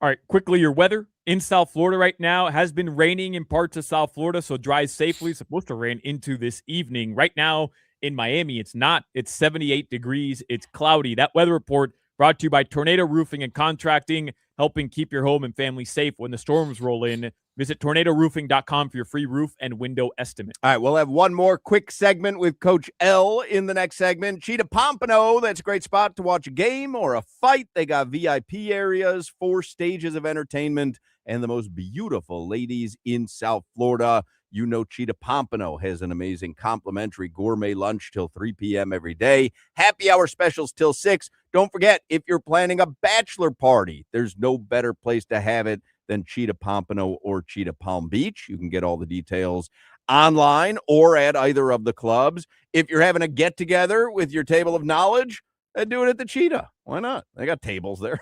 They got tables. I mean, what more do you need for a table of knowledge than tables? Well, they've got them there at the Cheetah. So you can go to Cheetah Pompano or Cheetah Palm Beach and get with the table of knowledge. Every day is a great day at Cheetah Pompano Beach. Make sure you visit Cheetah Palm Beach as well. You can get all the details at cheetahsofl.com. This is Hoch, Crowder, and Solana. I used to spray paint raccoons and see if they come back in my yard after I catch them. It's a great move.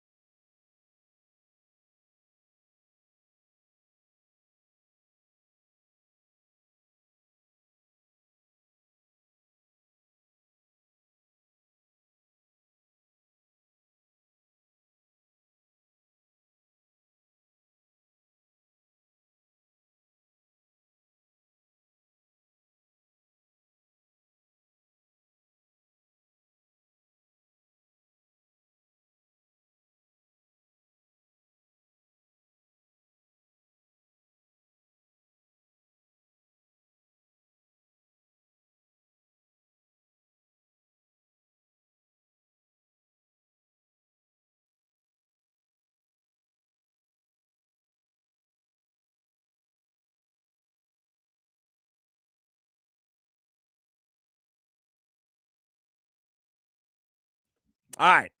We have one brief segment left with Coach Larinaga. Someone we work with here at the radio station popped in. They were piping you in here, our radio station coach, all over the studios, and he was in the restroom, and the radio show was being piped in there, and he was like, I couldn't even leave. He was like, I had a long. He's like, Coach L coming out of the box with Crowder being on paternity leave. He's like, I couldn't get off the crapper. I had to sit there and listen to the entire segment. So I take that as the highest form of compliment, Coach. Well, I'm glad he was paying attention and that he enjoyed the back and forth between me and the three amigos. Yeah. Jimmy, how come you don't get included? How come it's not the four amigos, Jimmy? I don't know. I took him to the Marlins game last night. We had the time of our lives, didn't we, Jimmy? Yeah, time of our lives. Time of our lives, Coach. But, Coach, this comes between us sometimes because we'll have set days off.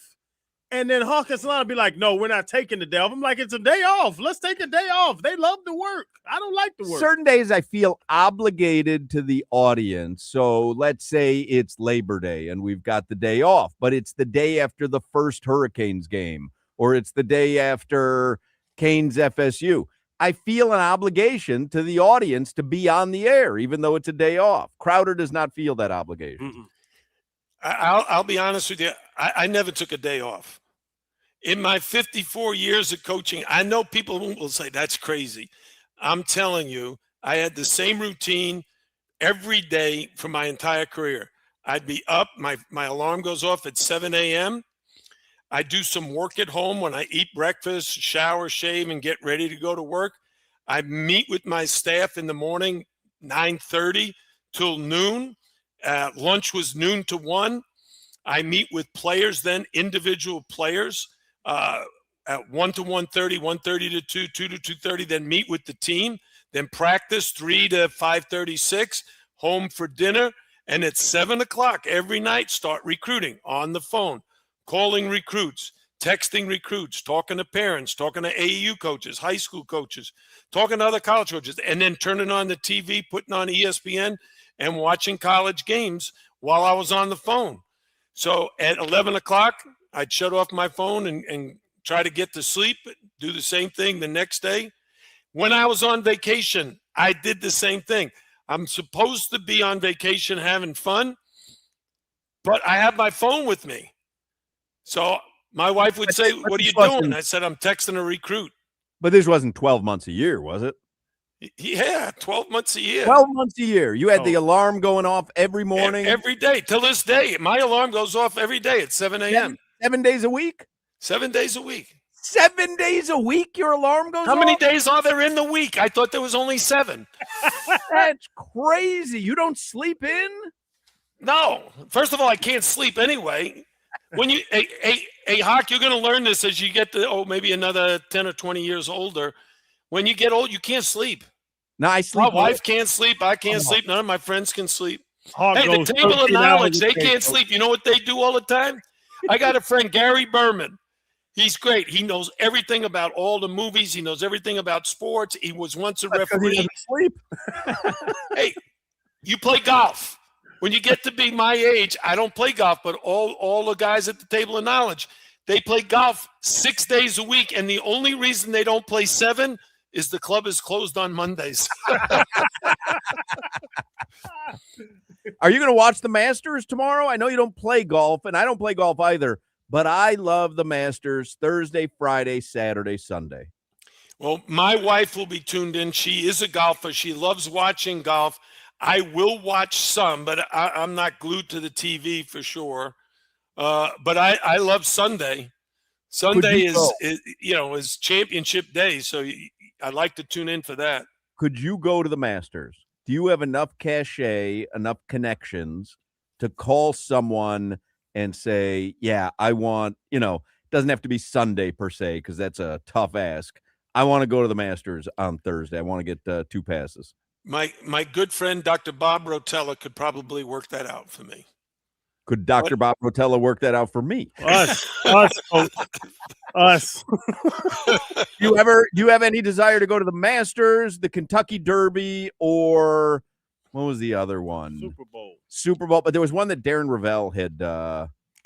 Wimbledon, Masters, Kentucky Derby, or Wimbledon. Well, I've already been to Wimbledon. You have. I loved it. I went to the U.S. Open 27 straight years. You did? I love tennis. I went to Wimbledon on the centennial. It was Bjorn Borg. 1986. I can tell you the year. So, Wimbledon started in 1886. I went in 1986 and loved it. It's a good friend of mine, Donald Dell, helped me get tickets to that. You guys know who Donald Dell is? Wait. I'm assuming the Dell computer company? No, not the Dell computer company. Well, I mean, you got a last name Dell, and the guy got you Wimbledon tickets. I mean, it's not 2 + 2. That's true. Okay. I mean, come on, guys, got to have some. Okay, you guys remember Arthur Ashe? Sure, of course. Okay, Donald Dell was Arthur Ashe's agent, the very first professional agent in the country. Donald Dell and his friend, Fentwis or something, Fentris, they started Pro Serve back in the 60s, and they represented Arthur Ashe, and then all these other tennis players start asking them to represent them, negotiating deals and contracts. Pretty soon, Donald Dell and Pro Serve were representing Michael Jordan, James Worthy, Dikembe Mutombo, Patrick Ewing, all these great players. And then Donald Dell's assistant, David Falk, branched off, started his own company and took MJ. Michael Jordan, Patrick Ewing, Dikembe Mutombo, all those NBA All-Stars with him and his new company. And so I've known those guys since 1979.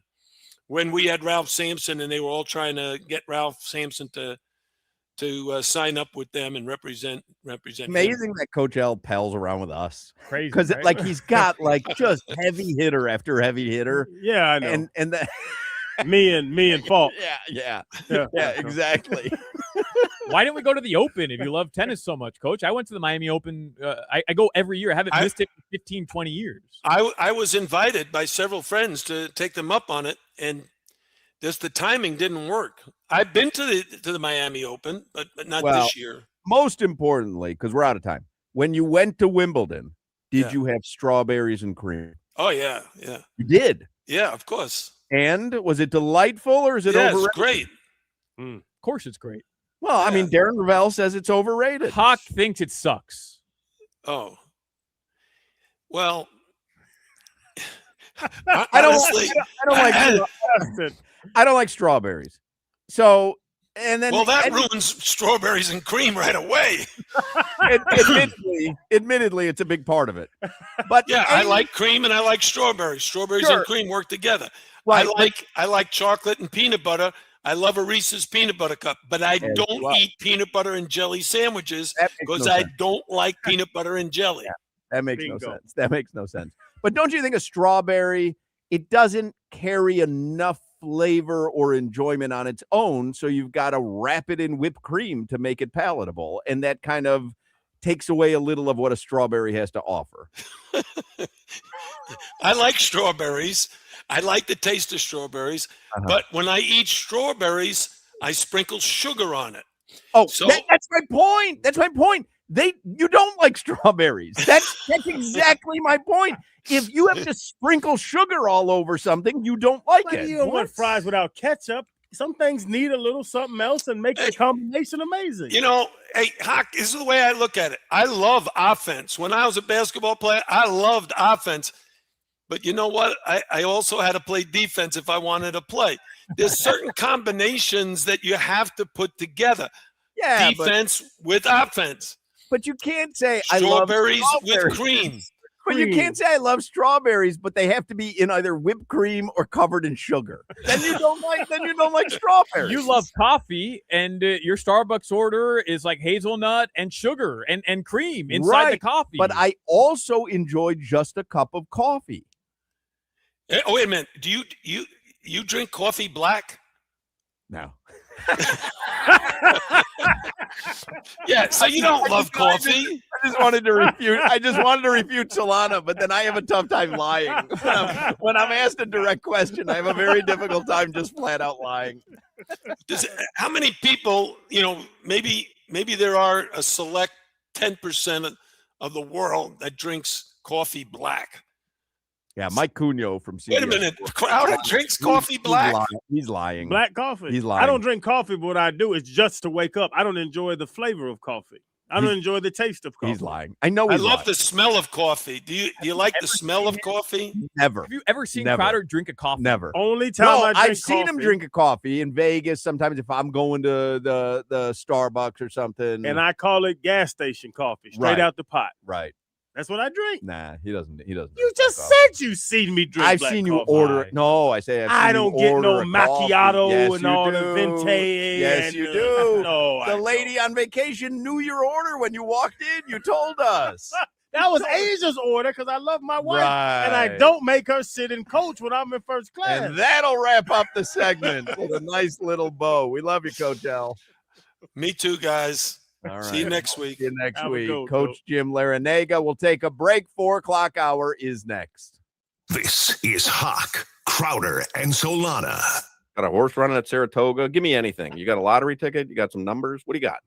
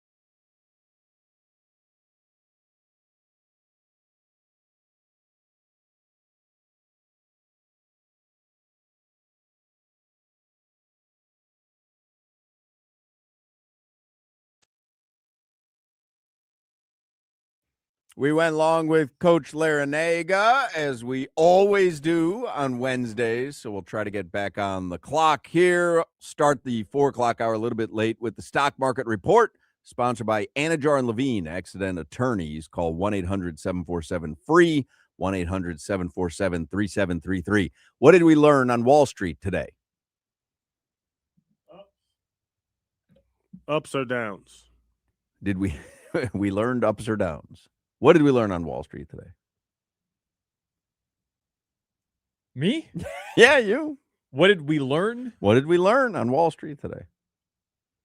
We learned today that Wall Street reacts favorably when the president of the United States is not considering nuking other countries. When he walks that back, that's considered a positive. Okay. Dow Jones today up 1,325 points. That's almost a 3% rise. S&P 500 up 2.5%, 165 points. And the NASDAQ up almost 3%, 617 points. I felt like I knew that answer, but I wasn't. Thought it was a trick question. I just wasn't sure if we don't normally tread in those waters. So I wasn't sure, where we were going with that. I got green, baby. Yeah, you got green. Is Hormuz open? The Strait of Hormuz? Mm-hmm. Hormuz? Okay. Well, I'm watching Uruguayan news. I got you. All right, well, then it makes sense. There's a little debate as to whether it actually is or not. All right. Anyway, we'll get to 15 minutes to eat here. Zach Gelb is going to join us this hour. I got a package in the mail today with a letter. And you see that letterhead? That's the UM Sports Hall of Fame and Museum. Huh? Hello, friend. I thought you might like some genuine Masters Tournament cups, slightly used, to enjoy along with your egg salad and or pimento cheese sandwiches while watching a tradition unlike any other. These cups have a significant meaning to you and the guys. They are from 2016, the best finish ever by Daniel Berger, when he shot a 4-day total of 289, 1 over par, in his first appearance in the tournament to finish in a tie for 10th place. His score beat such Masters champions as Bubba Watson, Bernard Langer, and Larry Mize. I'm guessing your interview with him at Doral prepared him for the rigors of facing a relentless Augusta National Press Corps. I'll leave it up to you as to whether you'd like to share with the other gentlemen on your show. I know Crowder has an aversion to slightly used utensils.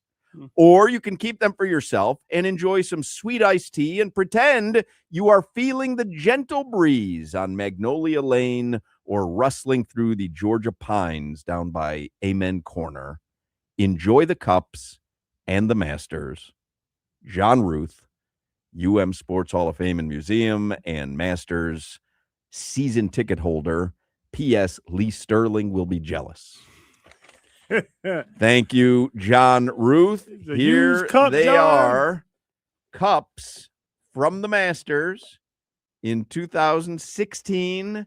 That's pretty cool. These are actual Masters concession cups. Wow. There's one for each of you if you want it, but if you're going to call it garbage and throw it in the garbage, I'm not giving it to you. I will take the cup. I'm not eating out of the pimento cheese. So you will drink a drink out of the Masters cup. I will. That John Ruth brought back from 2016. These are 10 years old. This week. All right. Here's your cup. Thank John Ruth. Thanks, John.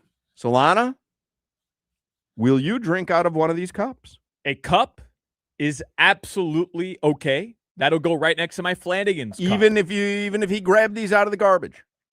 No problem. I don't think he grabbed them out of the garbage. Why you got to do that to me? Because that's what you say he did with my sandwich wrappers. He did do that with your sandwich wrappers. I don't think so. A cup is acceptable, 100%. That's a great cup. So you'd like a cup? Yes, I would love a cup. Cup for you. Jimmy? I would shouldn't have laughed at me. Lori, we've got a couple of cups. No cup for you. Jimmy, would you like a Masters cup? Will you drink out of it? Yes, I would. All right, you get one as well. There's a hair in mine. It does smell clean a little bit. Thank you, John Ruth at the Thank you, UM John. Sports Hall of Fame and Museum. And I honestly cannot wait now to have my pimento cheese sandwich out of my master's wrapper and a little drink out of my master's cup. I mean, time of our lives. Time of our lives. This weekend for the Masters. That is fantastic. That's a friend right there. That's a good guy. Thank you, John. Tradition unlike any other. You don't want that cup anymore? No, if you don't want that cup anymore, I'll take it. No, I'll take it. I'll wash it before I use it. Listen, you've got a weak I was constitution. thinking about putting my Coke in here, but I gotta wash. Yeah, I'm washing this for sure. All right, give me the cups back. Give me the cups. Everybody. But you gotta wash Give it. me the cups. Everybody. You're not gonna wash yours. You just trusting John. 15 minutes of heat. Brought to you by Doral Kia, home of the Pricito, our lowest price. Visit them at Doral Kia or DoralKia.com. I didn't see much of the game, Solana. I was at the Marlins game. We were checking the score and looking at highlights every now and then. I'm imagining it was a deflating watch. It was a deflating watch, yes. A deflating watch as well. It was a deflating watch. Here's the thing with that loss last night specifically. We've been hearing leading up to this game, this is an opportunity. And I don't think anybody actually thought the Heat, knowing the situation they were in, very unlikely that they wouldn't be a play-in tournament team. They had like a 1.4% chance according to the basketball index. So their fate was pretty much set. But yesterday, one game against the 7th seed in the East could just keep them alive. And Spo's talking about the opportunity with these 4 games. Tyler, Bam, everybody's talking about the opportunity with these 4 games. They're down 13 at halftime. They're down 18 going into the 4th quarter. And they scored 19 points in the 4th quarter. Now, I don't know about you guys, but when you're down 18 going into the 4th, and you only score 19 unless you hold that team to 1 point. What happened to Bam last night? Obviously, I didn't see much of the game. Overall, it's a tough matchup with the Raptors. It is. That's not an excuse. It is a tough matchup. They have a lot of length on the perimeter. But Bam shot the ball terribly. Oh, I think I saw. He was like 1 of 12 or something. 2 of 13 he finished. Couldn't get 1 to of 7 from 3 or couldn't something. get to the free throw line, and they were daring him to take threes. And Bam Adebayo yesterday, unlike when he scored 83, couldn't hit a three-pointer. The Raptors little boyed the Miami Heat yesterday. And I'm sick of hearing about the opportunity because that's what we've been talking about.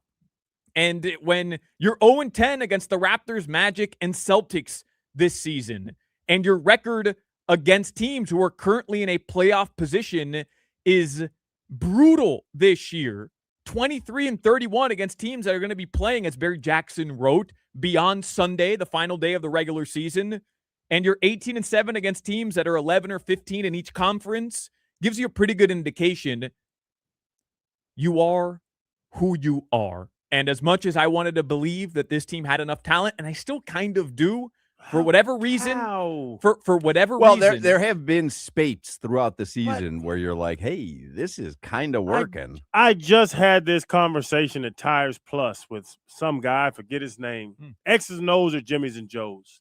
This is a Jimmy's and Joe's problem. I can't imagine a worse conversation to have at Tires Plus.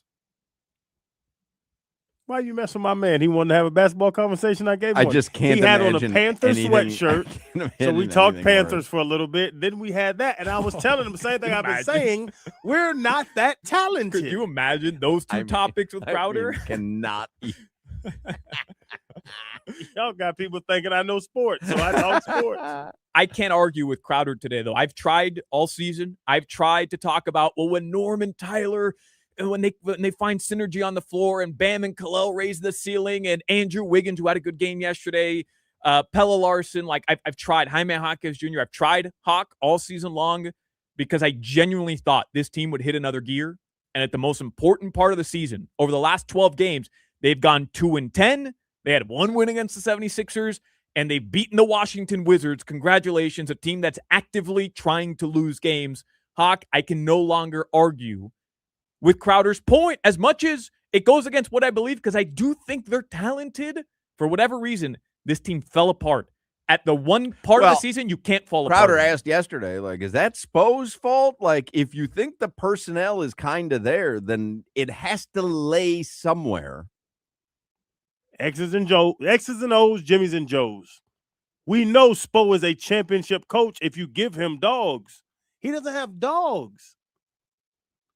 We argued for 2 weeks about Andrew Wiggins being the best defensive player in the world. Best defensive wing. What are we talking about? Hey, he went 8 of 13 yesterday, 24 points. Wiggs balled out a little 24, bit. 5 and 4 of 7 from 3. I'll take that any day. Yeah, but it's just like, Tyler Hero yesterday had 3 attempts in the first half. Like, he finished the game with 8 attempts. Right. Like, what are you doing? What? How? And I'm not blaming Tyler, but how? And Norman Powell coming off the bench. I mean, this dude, since the All-Star break, has been a different guy. Bizarre. A different guy. And I don't know if, the style of play, he just got worn down. It's possible. It looks that way. But Norman Powell's going to finish the game 4 of 12. These were must-win games yesterday. You finally have to take a stand. Be the team that's going to take the stand, that's going to win it in the mud. Find a way to win. They put up 95 points yesterday. Wildly frustrating. And yes, deflating, whatever you want to call it. That was bad yesterday because they stood no chance in a game, according to them, they had to win. And remember, the line was 1.5. Like, this shouldn't have been blowout city. Toronto's not that good. Like, they're good. Don't get me wrong. Toronto has some really good players. Brandon Ingram, he's a bucket. Scotty Barnes is really good. RJ Barrett cooks the heat every single time. But like Jakob Poeltl, 8 of 13, 17 points. Jakob Poeltl's been terrible this year, and he outplayed Bam Adebayo and Kel'el Ware. For whatever reason, this roster has fallen flat, and it doesn't work. And I don't know why. I don't know if it's coaching.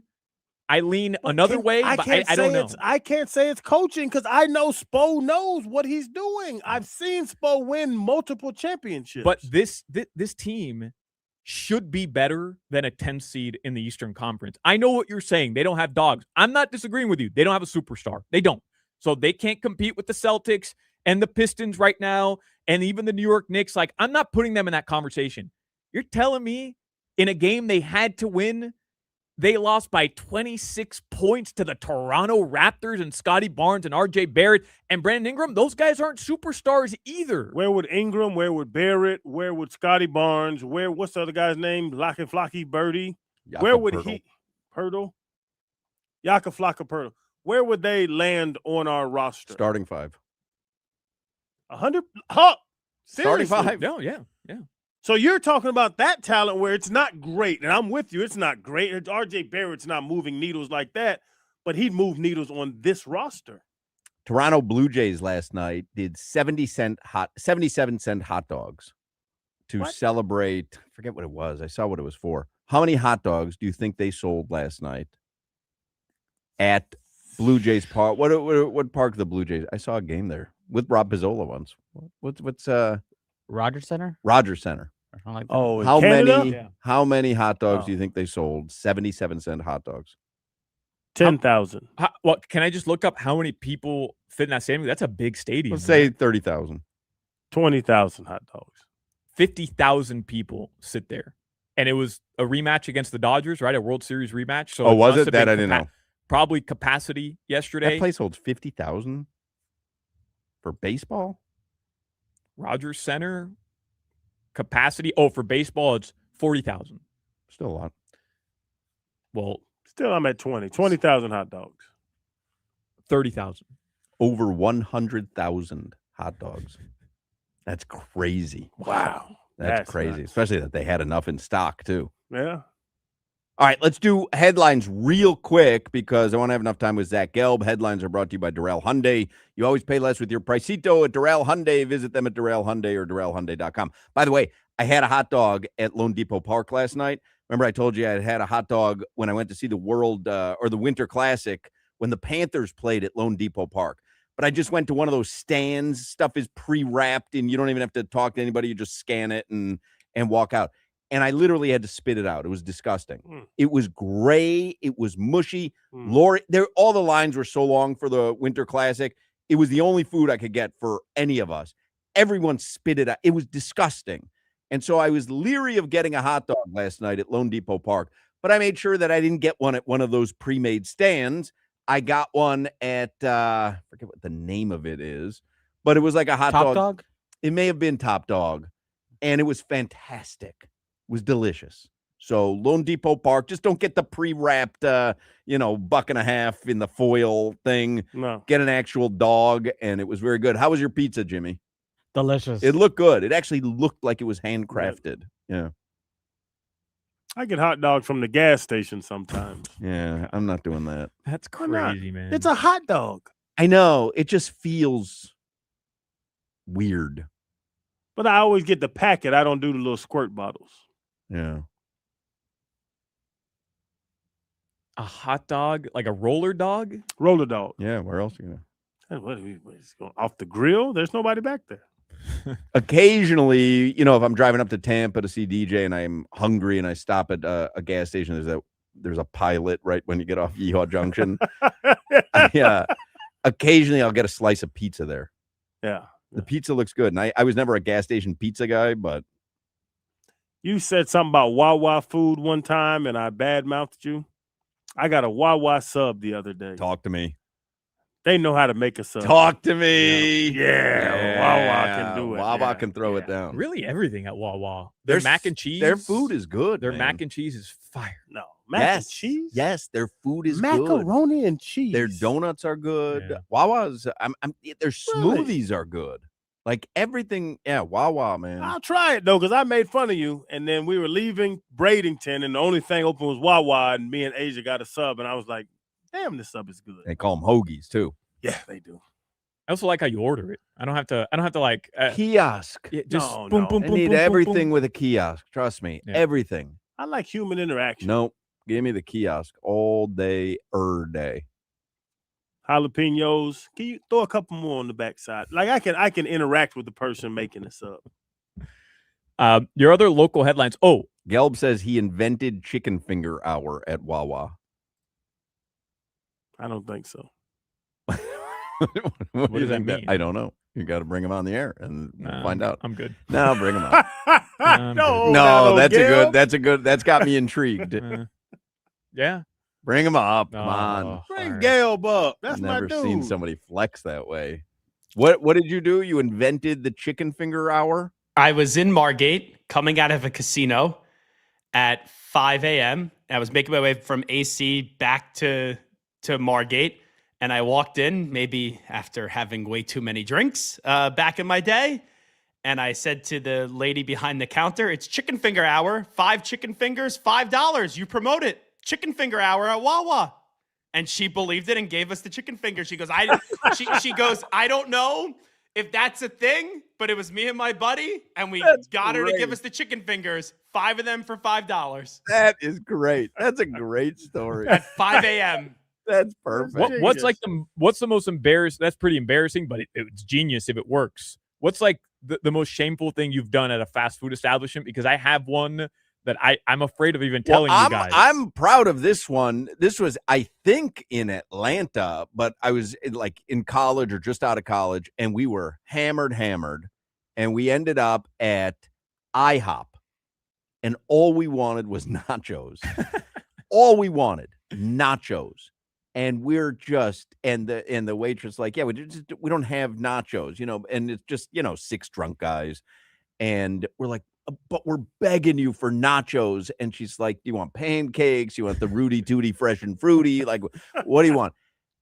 She comes out of the kitchen like 5 minutes later. She made a plate covered in saltines, took shredded cheese, covered it, and got, I don't know if it was like a dollop of sour cream or something, and melted the cheese over the saltines. And it was the greatest nachos I've ever had. I'd put those up against Flanagan's nachos any day of the week. Legendary. So Temple University was a 7-Eleven campus, even though you lived in Philadelphia, but there was a Wawa, a 10-minute Uber or taxi ride. So we would go to the Wawa if you were, having too much to puff, let's just say. And I walked in once, and I'll never forget the guy behind the counter saying, "Can you open your eyes a little bit more?" And I go, "Just give me my milkshake, please. I just wanted a milkshake." But he was accosting me because he understood that none of us were sober. Taco Bell about 8-9 years ago. This was one of my fad diets that Crowder falls for as well. I'm trying keto now. You're on the Taco Bell diet. I'm on the keto diet. And Cheeto or keto?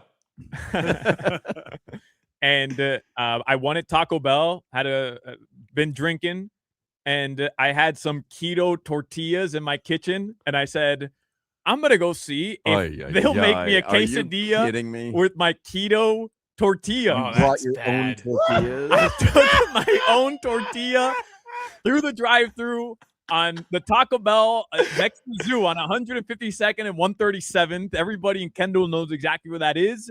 And there was an 8-car line in front of me, behind me. This place is slammed 2 a.m. And I told the lady in Spanish, I want a quesadilla, but I want it with my tortillas. And she didn't understand. And finally, she got the manager. He said, all right, fine, man. We'll do it for you. Oh, and they made me quesadillas, That chicken is quesadillas mortifying. with my tortillas. But could you imagine someone with his physique being that demanding Yeah. about what you're gonna, you know what I mean? Like at least be a fat lord, right? you know, or be, Charles Atlas, you know what I mean? Like special diet, right? Somebody pulls up, I and am they're the like, Terminator. and they're literally like, I mean, just the Hulk, and they're like, I have to, and you go, okay, I understand you're a professional And you got this bodybuilder, beanpole walking on in. You're, you know what I mean? And yeah, the guy looks like any other person in the car. There's Yeah. every single person in line at Taco Bell Scarecrow. looks like him. But this guy has to have these special tortillas. I brought my own quesadillas. If we can, what? Hit up the Wendy's drive-thru for some fries on the right after that, too. Delicious. All right. Anything else, Solana? Marlins play tonight at 6:40, and Craig Mish. This is I haven't been able to hear it. I'm going to try to get the audio for the 5 o'clock hour headlines. But Craig Mish spoke with Clayton McCullough, and Clayton McCullough told him again. I haven't heard it, so I just read what Craig Mish tweeted for the broadcast tonight, the TV broadcast, that Clayton McCullough spoke with Sandy after yesterday. So you Did can they either squash it. Yeah, I don't know. I don't know. I don't know. He kind of buried the lead. Craig Mish big time me yesterday at the Marlins game. He's working.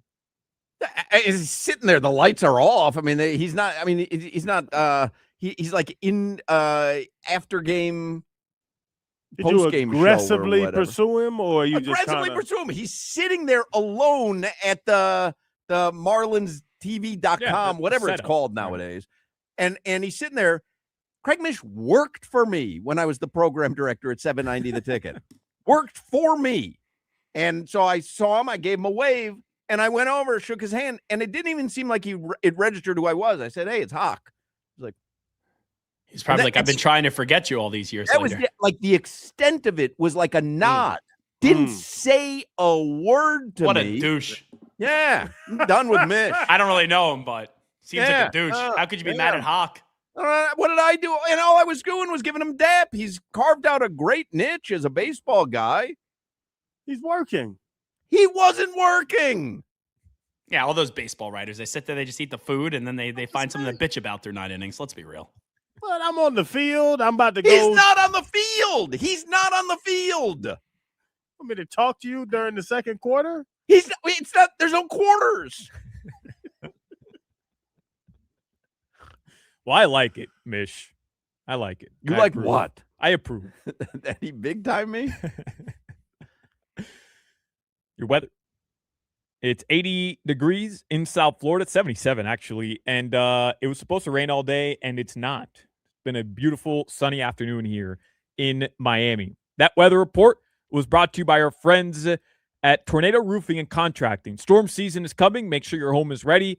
Get your free roof and window estimate today. Visit tornadoroofing.com. All right, Zach Gelb is going to join us in the next segment. It'll be a quick segment because we just went long with Gelby talking about Chicken Finger Hour, which happens to be brilliant at the Wawa. So don't go anywhere. Gelb is next.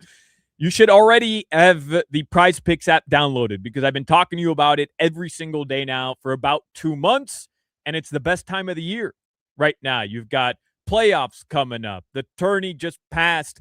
and it's all going to get more and more exciting. So don't pass up your next shot. Prize Picks. Download the app. It's so easy to use. Plus, you're going to get $50 instantly in lineups when you play your first $5. All you have to do is use my code Solana, SOLANA. I have a ton of people who are sending me their lineups every single night. And it's because you watch a game, you get your hot takes off, and you can cash in on those hot takes. You're picking more or less, 2 to 6 player stat projections. That's it. That's all it is. That's all there is to it. You pick more or less on a player. So tonight, if Victor Wembanyama was going to be playing tonight, they may say 26.5 points for Victor Wembanyama. You're picking more or you're picking less. Is he scoring more? Is he scoring less? You pick more and he scores more.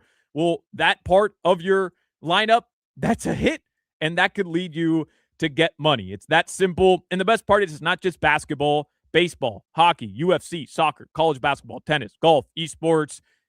Even with this big tournament coming up in the golf world this weekend, don't miss out. And on Prize Picks, how you play is up to you. You want that flexibility, you can choose the flex play. But you want bigger payouts, choose the power play like I do every single night. No matter how you play, though, Prize Picks, it's the best way you put your takes to the test. Join me and millions of users. Download the Prize Picks app today. Use code Solana. You get $50 in lineups after you play your first $5 lineup. You must be present in certain states. Visit prizepicks.com for details. You're listening to the Hoch, Crowder, and Solana Show. Another day closer to death. Got you cute.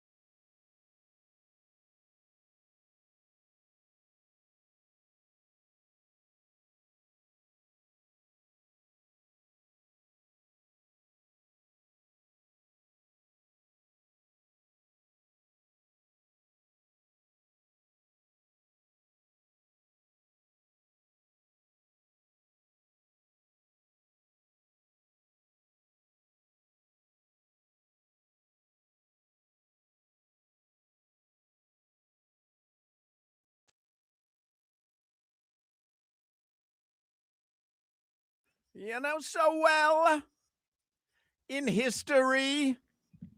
And me, Mike D. Anyway, I've heard from an intermediary, Josh Appel, who heard from Craig Mish, who happened to be listening in the last segment.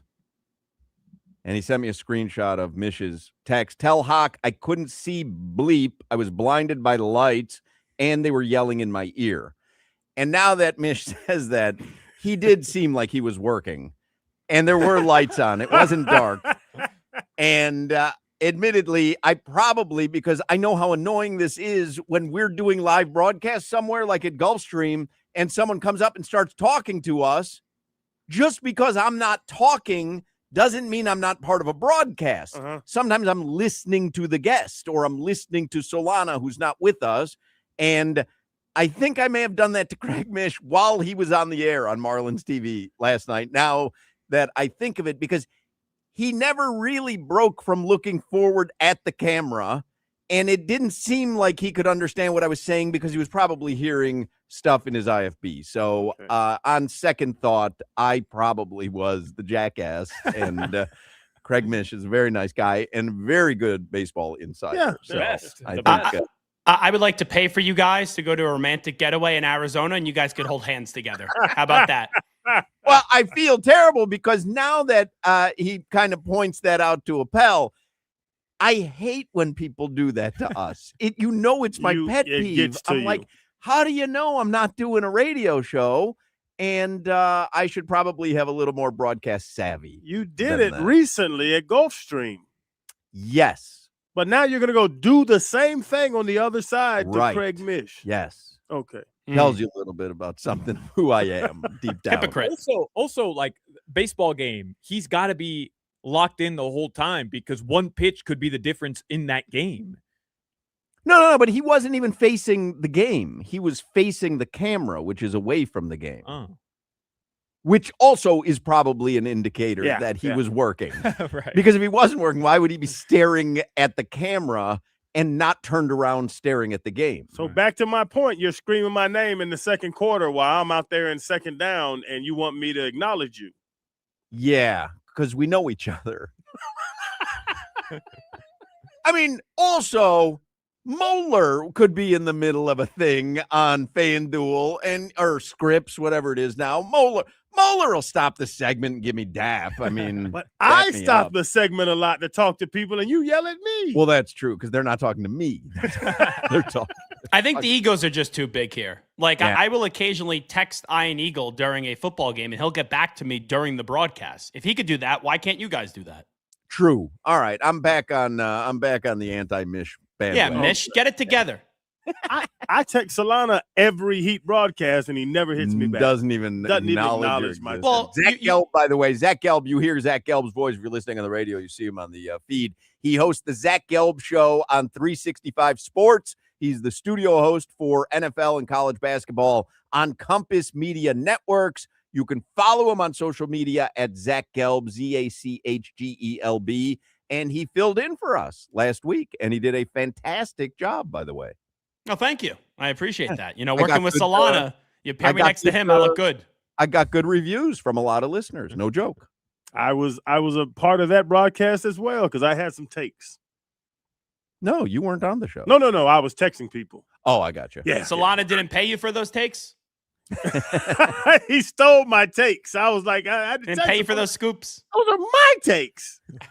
I thought it was a good take by Solana. Are you watching the Masters? Are you a Masters guy? Yeah. I will be in for tomorrow. Like, will you carve out time tomorrow? I don't know if I'm excited this year because I just don't know if the storylines are great heading into it. But I'll put a few bets down. I'll decide those out tonight. And I just like to do outright winners. And then if they're in the mix on Saturday, then I'll start to count my chickens before they hatch and then get disappointed. I love on even tomorrow, like to sit down and, bet head-to-head bet. It's such a great wager, man. Or like over-under on birdies for the round for a certain golfer. I love that. There are so many betting opportunities for the Masters. It is so much fun. Who are you betting to win outright? Do you have any idea yet? I will do Goddard up for one. I think he's like 40-1, so that will be my long shot. I will probably end up going Ludwig Aberg, and then. You mean Ludwig Oberg? Yes. And then I will. I only know that because I called him Aberg 120 times on the show yesterday. Oberg. Yeah, I received a million texts. Tomato. Including Leroy Horde, who's like, no, it's Oberg, dude. Leroy's even correcting you there. He loves golf. Yep. That is his sport. In fact, when I used to work with Leroy at 790 The Ticket and Craig Mish, Leroy used to host the golf show on the weekends with Todd Castleberry. Oh, really? Yeah. Tea time. Yeah. Tea time. That's And then right. maybe DeChambeau, too. Did you board off that, Jimmy? No. Tea Time was a very popular show with the program director because he co-hosted it with Leroy. Yeah, made sure that it got a lot of love. Anyway, what was I talking about? You were talking about the Masters. Right. Oh, the Masters. So you're gonna be watching over the weekend? Like, is that like religion for you? So here's what: when Tiger was in it and was Tiger, absolutely. Then Solana kind of just mushed Tiger, and we saw what happened the last 2 weeks to him. So I blame Solana on that. Solana's so happy that he's not in the tournament. It's such an easier watch for Solana without Tiger in there. I now know why my dad loves golf as much as he does, because he could go sit on the couch for 8 hours. No one else really pays attention to it, and it's alone time. And I think as you get older in life, you have a greater appreciation for golf. It's funny that you say that. My dad used to watch golf all the time. I never understood it. And as I've gotten older, who told us there is no better nap than the Saturday or Sunday nap during the Masters? Right? Was it Gino Torretta? Yeah. That's what it is. No better nap on that Sunday. You Get fall you 45 minutes. Fall asleep around the 4th or 5th hole, wake up for the 15th or so. Don't change the channel. I'm watching that. Anyway, Zach Gelb is with us. Devon Achane was a no-show at the start of the Dolphins' voluntary workouts yesterday. And so a decision has to be made with him at some point. Do you give him big money? Do you give him an extension, even if it's going to take a season or two to get ramped up to be a competitive team? You have to have some building blocks on a team. Do you wrap up a lot of money in Devon Achane if he's not going to play otherwise? If I'm Devon Achane, I would say, guys, if you want me to play, I need a new contract. If not, trade me. So yes, I think the Dolphins, who I do agree with Omar Kelly, who said he's still on the trading block. I do think that's a possibility. Until there's a deal done, I do question the Dolphins' commitment. So if I was them and I actually want Devon Achane a part of this young nucleus, I am giving him a lucrative contract this offseason. But, Gail, name a running back that has carried a team to the Super Bowl. My thing with Achane, like you're saying, Hoch calls a building block. Yeah, no, it's fair. I understand that, but like you have so many other holes. You're going to put money into him. You're already $150 million dead money this year. He's going to want in the mid-teens millions at the least. Like, is it Saquon Barkley? Because he's not Saquon Barkley. Well, so I think, though, he could be – so Saquon is obviously one that you think of. Christian McCaffrey got those teams to 2 Super Bowls. Marshawn Lynch was a bell cow back. Yeah, I know you think LOB first. So Derrick Henry got the Ravens to an AFC championship game. I know you think Lamar and also the Tennessee Titans. So it is possible. But, yes, you're not wrong. It's usually running back by committee right now. But I look at him as – a Christian McCaffrey type of player, a Jahmyr Gibbs type of player, a Bijan Robinson type of player, where I think he's more than just a running back, where, yes, he could kill you on the ground, but also he's a threat to catch the football out of the backfield. That's why people will sit there and tell me, oh, Jeremiah Love, who was never used properly at Notre Dame, you can't draft him with the 5th or 6th overall pick. He's more than just the running back. So I think for a player like Achane, injuries are a concern, but I would have no skepticism. Like I had skepticism about paying Tua as a quarterback. I would not have skepticism in paying Devon Achane. All right, real quick, because we're out of time, Gelby. Which one of these would you like to experience the most? Drinking a mint julep at the Kentucky Derby, eating strawberries and cream at Wimbledon, or eating a pimento cheese sandwich at the Masters? It would either be the Derby or it would be the Masters. I think it's easier to get to the Derby. It's nearly impossible to get to the Masters. So if you tell me I could pick any of the 3, I would definitely pick the Masters. Berries and cream at Wimbledon. That sounds like something in the bedroom, not necessarily something I want to be doing at Wimbledon. Everybody has strawberries and cream at Wimbledon. I don't know. That doesn't seem Well, like no, a it's place. not that you don't know. It is. That's no. I'm just saying. If I'm having berries and cream somewhere, I would rather have it somewhere else than at Have you ever Wimbledon had a watching pimento people cheese grunt. sandwich? I've had pimento cheese. I've never had a pimento cheese sandwich, though. Have one this weekend. I make one for myself to feel like I'm at Augusta. I do. Before your 7 avocado toast or afterwards? No, on Augusta weekend, all hell breaks loose. And I do it just like they do at Augusta. 2 pieces of white bread. I get the pimento cheese spread at Publix. And then I had some listeners bring me back wrappers from the actual sandwiches at Augusta. Out of the garbage. They sent them to me, and I wrap my sandwiches in them every year, and I feel like I'm at Augusta. And then John Ruth at the Sports Hall of Fame and Museum just sent us today Masters cups from 2016 from the garbage. And so now I'll have lemonade and the pimento and cheese sandwich, and it's like I'm at Augusta. I got a weird text today from Len Weiner. Can I tell you about it real quickly? Sure. He said, I saw the way that Solana was dressing around the office last week. Is that how you think he gets all of his Miami Heat scoops? It was just something that Len texted me about. How was the show doing it with Gelb? Was it like constant? No, we didn't crush each other. No? No, I think like because he loves to badger you. Yeah, only in the first segment when he revealed to me that he's allergic to avocados and mushrooms.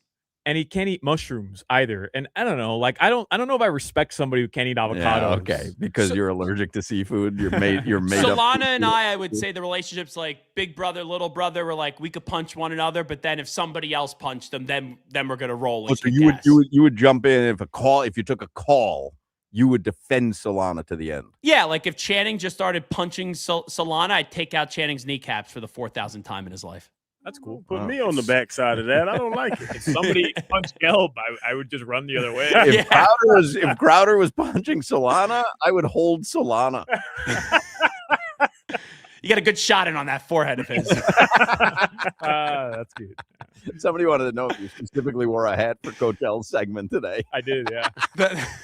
The person for the Taco Bell, when he was trying to give him that tortilla, was like, please, the light, enough. We'll do whatever you want. Letting that forehead go. We'll see you, Gelby.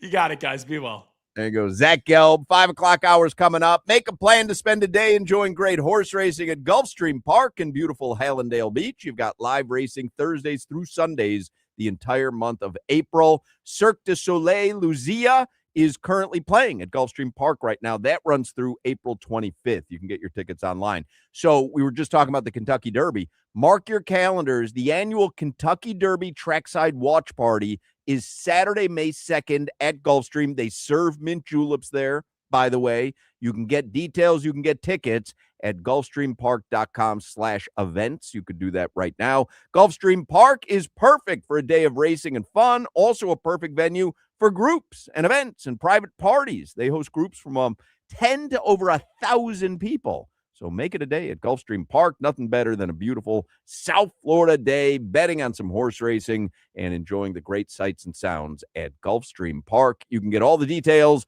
at gulfstreampark.com. This is Hoch, Crowder, and Solana. Is there any possibility that Billy the Marlin is a bird?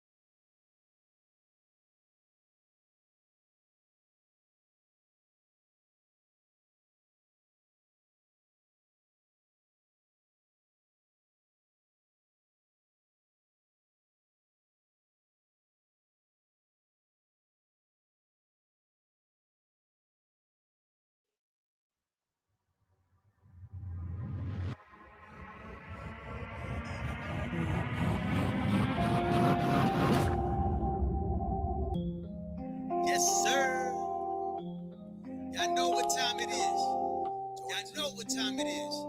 Working all day. Yeah, that's all I see. It's 5 o'clock somewhere and it's right here. The Funky Buddha happy hour, everyone grab a beer. See, the boys are back and so are the guests. We talk food more than sports, but we winning our bets. To the moon, bro, with all the moon go. Hot takes and more, that's coming soon, though.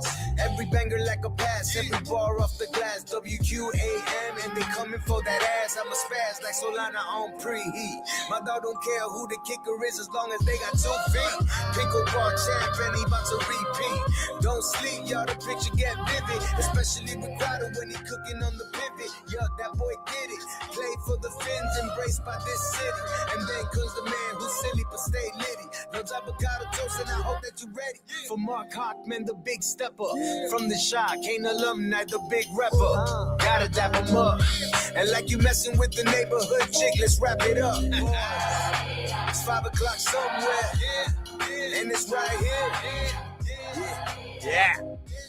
That's good. That's our guy, Georgie. New banger for 5 o'clock. Georgie Music.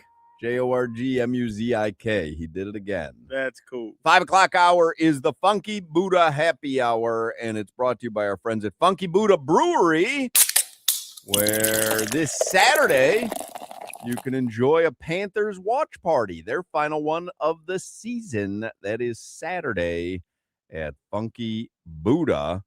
Now, they've got a beer pairing dinner for spring coming up on the 17th. When's the 17th, Solana? Do you know? Today is the 8th, so 9 days from today. Which would be that Thursday a Friday? of That's next got to be a week. Friday, right? Thursday of next week. Well, that would be 8 days from today. Right, so Friday. What So day is Friday. today? I don't The even know. 18th is next Saturday. But this is the 17th. Next Friday. All right. Friday. They have a spring beer pairing dinner. They're having another one of these amuse-bouches. Mm-hmm. Eggplant caponata with lemon basil oil, toasted almond, and focaccia crostini. Focaccia? Yeah. Focaccia. No, focaccia. Focaccia. Focaccia. Yeah, focaccia. No. Yeah. Delicious. And that is paired with a lemongrass pregame pilsner. You can't be the guy that drinks Aperol Spritz, claim to be Mr. Italy, and then call it focaccia. Yeah, I'm going to Milan this summer, and I'm going to get plenty of focaccia. What is it? It's a bread. But what is eggplant caponata? Eggplant with caponata on it. I've never heard of that. What is Caponata? It's got to be a type of pasta. Caponata is a traditional Sicilian eggplant dish, a savory, sweet, and sour vegetable salad. But what made you think it was a pasta? Because eggplant parmesan is not a pasta. It's not. I know it's not. But I'm saying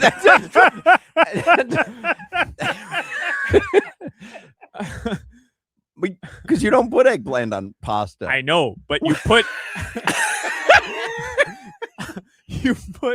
eggplant in front of Parmigiana. Why do you pull the trigger so fast on your answer? What do you mean you put it in front of Parmigiana? I don't think about things before I say them. Pasta. You don't say.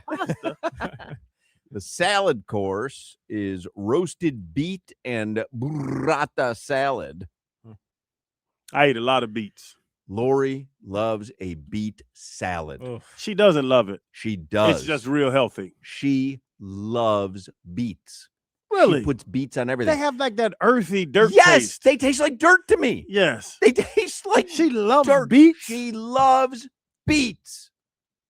They were telling I was putting beets into like smoothies and I couldn't deal with the dirt taste. So I started taking beet pills so I could just swallow It's exactly the way you described it. It's earth. It tastes earthy. They're like, hey, it's great for your heart, your circulation and all. You know, my feet get numb because I got diabetes on the way. So they said that beets are good for it. And I started taking beets. Salad They're course nasty. is roasted beet and burrata salad with arugula, candied walnuts, and a champagne glaze.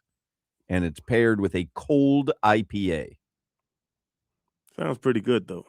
The soup course is Charleston she crab soup with roe, sherry, and a hint of nutmeg. What is she crab soup? It's Anybody just know? crab soup.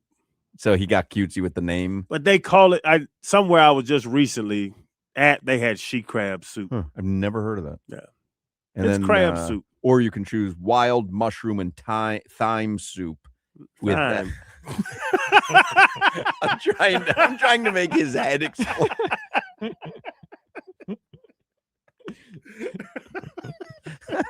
He's already bubbling with anger. He's on the edge. And cipollini onion. That's paired with a Golden State steam beer. It's a steam beer. I've drunk a lot of beer in my life. I can answer that question. Main course, choice of beef tenderloin with Gruyere cheese, scalloped potatoes, broccolini,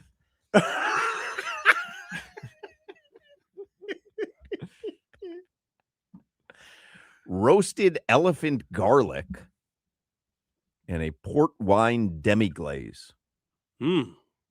Boy, this Chef Jeff gets so cutesy.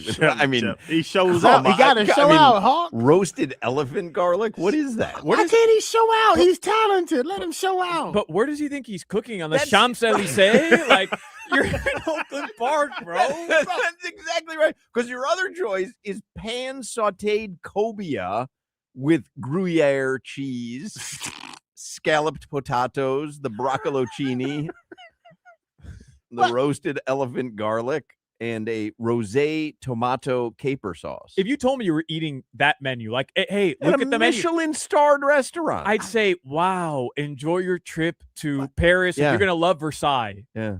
You're like, no, I'm in Oakland Park. But if you're Spo or Riley or a great coach and you have a great inbound play, you run it.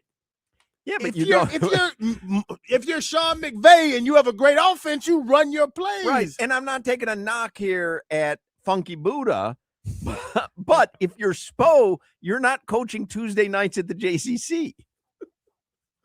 Let Chef Jeff run his offense. That the entrees are paired with a habanero triple Lindy Belgian ale.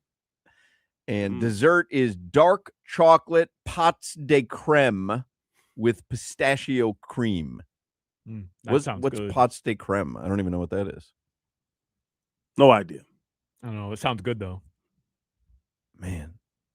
I mean, you go there. I mean, don't you just want a brownie? I want a pâtes de crème, Jeff. Are we invited to this? When is this?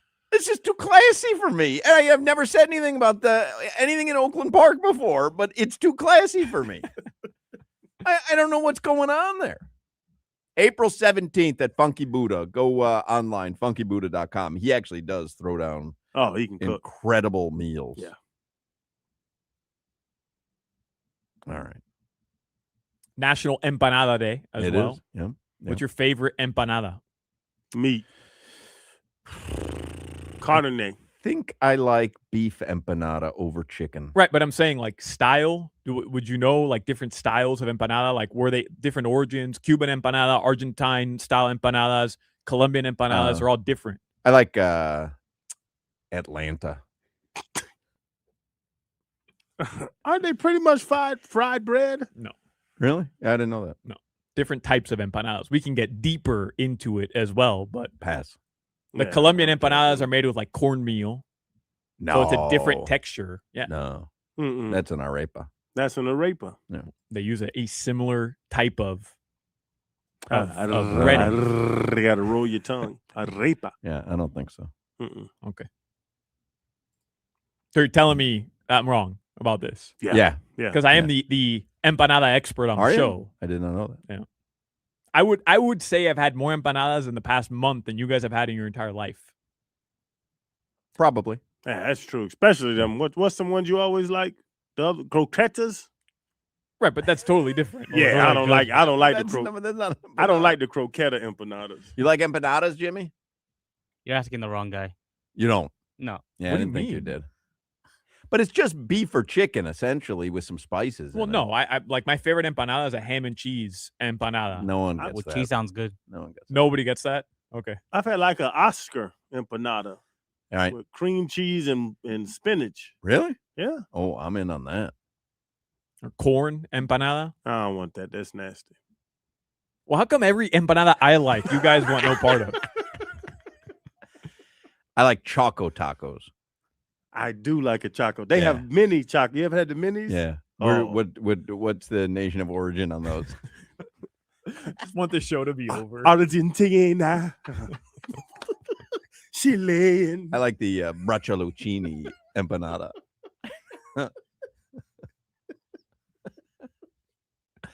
All right, headlines brought to you by Durrell Hyundai. You always pay less with your Pricito at Durrell Hyundai. Visit them at Durrell Hyundai or DurrellHyundai.com. Can I save this segment with a very sportsy question? Okay. Okay. I saw it on Twitter. I stole it, like everything else I do. And they tweeted out, hot take, Dirk's one ring, Dirk Nowitzki's one ring, is better than Kevin Durant's 2 rings. So whose career would you rather have, essentially? Whose career would you rather have if you could take one? Dirk, who only won 1 ring, and he's not going to be considered like a top 10 player of all time, but he is considered an all-time great, only played for one team his entire career, is a Dallas Mavericks legend, or Kevin Durant, who will go down top 10 all-time when it's all said and done, no questions asked, probably the greatest scorer to ever play. He's won 2 championships. He has more all-time records. His name's going to be at the top of all the record books, more accolades, but it feels like people don't respect his 2 rings. So what is the question? Whose career would you rather have? Ooh. Easy. They're not talking about Dirk Nowitzki. Yeah, I think I'd rather have KD's career, but I do think his 1 ring is more impressive than KD's 2. Yeah. But which I don't know if you have to be on one side of but I think Dirk's 1 ring is more impressive than KD's 2. But I'd rather have KD's career. But KD's better at basketball than Dirk. Yes. He's going to be talked about in those lists when my son has a son. Although Dirk is a hero to a city, country as well, but to a city. KD's been all over the place. We don't bring up Dirk now anytime. True. Like Dirk's going to fall off the. Well, we do. I mean, when we talk about when we're talking about the Heat, though, we talk about him and the Mavs series more than we talk about him when we're talking about great NBA players. We talk about JJ Barea more than Dirk when we talk about that series. That's a good point. But I'd say Dirk Nowitzki in the 2000s is a top 10 player of the 2000s. No doubt. And when you're ranking all-time great power forwards, I mean, I don't know the list. I don't have it in front of me, but I'd say he belongs in the top 5 probably of all-time great power forwards. So like it's not like we should be talking about Dirk. And by the way, he's going to get a statue in Dallas if he doesn't already have one. I don't know if he does. Where's KD getting a statue? I don't think he does, only because he's bounced around too much. His consistency in a city isn't there. Not so there. Where Dirk is Dirk is a Maverick. Dirk is Everybody Dallas, knows yeah. that. But we're not Solana. When you have little Alejandro, you're not talking to him about Dirk Nowitzki. You're going to bring up KD in conversations while y'all are sitting at breakfast. 100% correct. You'll talk about Dirk when you're talking about the history of the Heat. Still think LeBron choked that series away because he didn't want Dwayne Wade to win a Finals MVP over him. He did that's a good Wasn't topic. that Barea that guarded him? That was 5-1. That's a good topic. He averaged 4 points in 4th quarters in an NBA Finals series. All right. Anything else in the headlines? Brown to lie. What a bum. The Marlins play tonight. Yuri's on the mound. Marlins tonight, by the way, are on 5:60 a.m. You got Hurricane Hotline coming up on 104.3, but Marlins tonight are on 5:60. I'm excited to watch Yuri pitch tonight. I surprisingly, like once we got the Marlins to Odyssey, I listen all the time now. They do a good job on the broadcast. And they really do. I can get it on the Odyssey app and all that stuff. I listen to games a lot more than I ever have. Yeah, those guys are really good, man. Yeah. The pregame show was strong. I got a text when I was at the game yesterday because I had posted pictures of me and everybody at the game, and Strom texted me and he's like, "I can't believe you're at the game. You didn't come up to say hello at the radio booth." which it just didn't occur to me. But I text him back. I go, I wouldn't know where to look. I wouldn't even know where to start to look where the radio booth is. That's funny because I went to a Marlins game and I texted Strom. I said, hey, it'd be cool. Like, I'd love to come by and say what's up. He said, let's actually get a little into the season so we have all our ducks in a row before we bring you up here. That's untrue. That's God's honest truth. You gotta be I can show you the text message. I can show you is from me. That's so funny. Hawk's a little more desirable than you. I've known Strom for like a decade. That's great. That's funny. Oh, I'll tell you right now.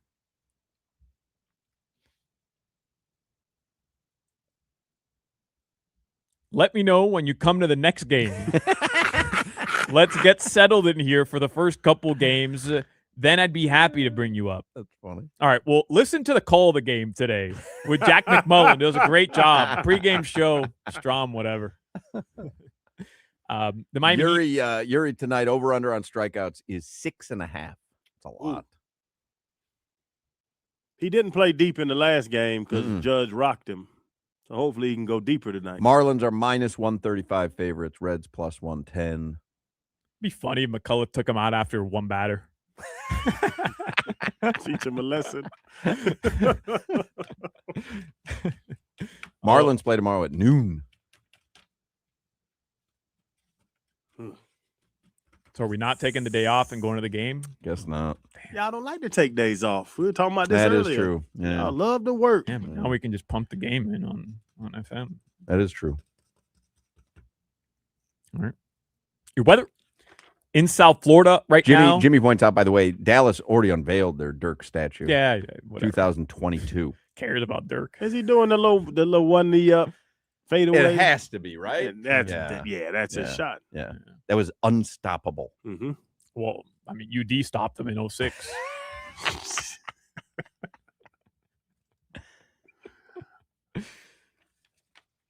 Your weather in South Florida right now. It's a beautiful day, man. Really is. 77 degrees tonight. The lows are going to drop into the low 70s. That weather report was brought to you by our friends at Tornado Roofing and Contracting, replacing roofs, roof repairs, maintenance, and hurricane impact windows and doors. Visit tornadoroofing.com. Mike Cunha is next. Everyone's invited to the Hard Rock Bet Party. Doesn't matter who you are. Your name is on the list. Sign up today. Double your winnings on your first 10 bets. Max of $50, but you could double your winnings on your first 10 bets. How about that? On Hard Rock Bet, the double your winnings welcome offer is just the start. You've also got new promos every day of the week. So open the app, see what you've got today. I don't know if you're aware. There's a pretty big golf tournament that starts tomorrow, and whether you just want to pick a winner who's going to slip on the jacket or you want to live bet the action hole by hole, swing by swing, you can swing for the green on Hard Rock Bet. That's where I will be spending a lot of time over the next 4 days. Also, the 327 fights go down in Miami this Saturday. 2 title fights to get you ready to headline that epic night. Step into the cage, make your picks hit harder with boosted odds on Hard Rock Bet. And if you're late to place your bets, don't worry. Hard Rock Bet has live betting for practically any sports, any game at any time. Plus, for select games, you'll even be able to watch the action through their in-app live streams. It all starts with you downloading the Hard Rock Bet app right now. Offered by the Seminole Tribe of Florida. Must be 21 plus and physically present in Florida to wager. Terms and conditions apply. Concerned about your gambling? Call or text 1-833-PLAY-WISE. You're listening to the Hoch, Crowder, and Solana Show. Who would be interested in Abuela Danger?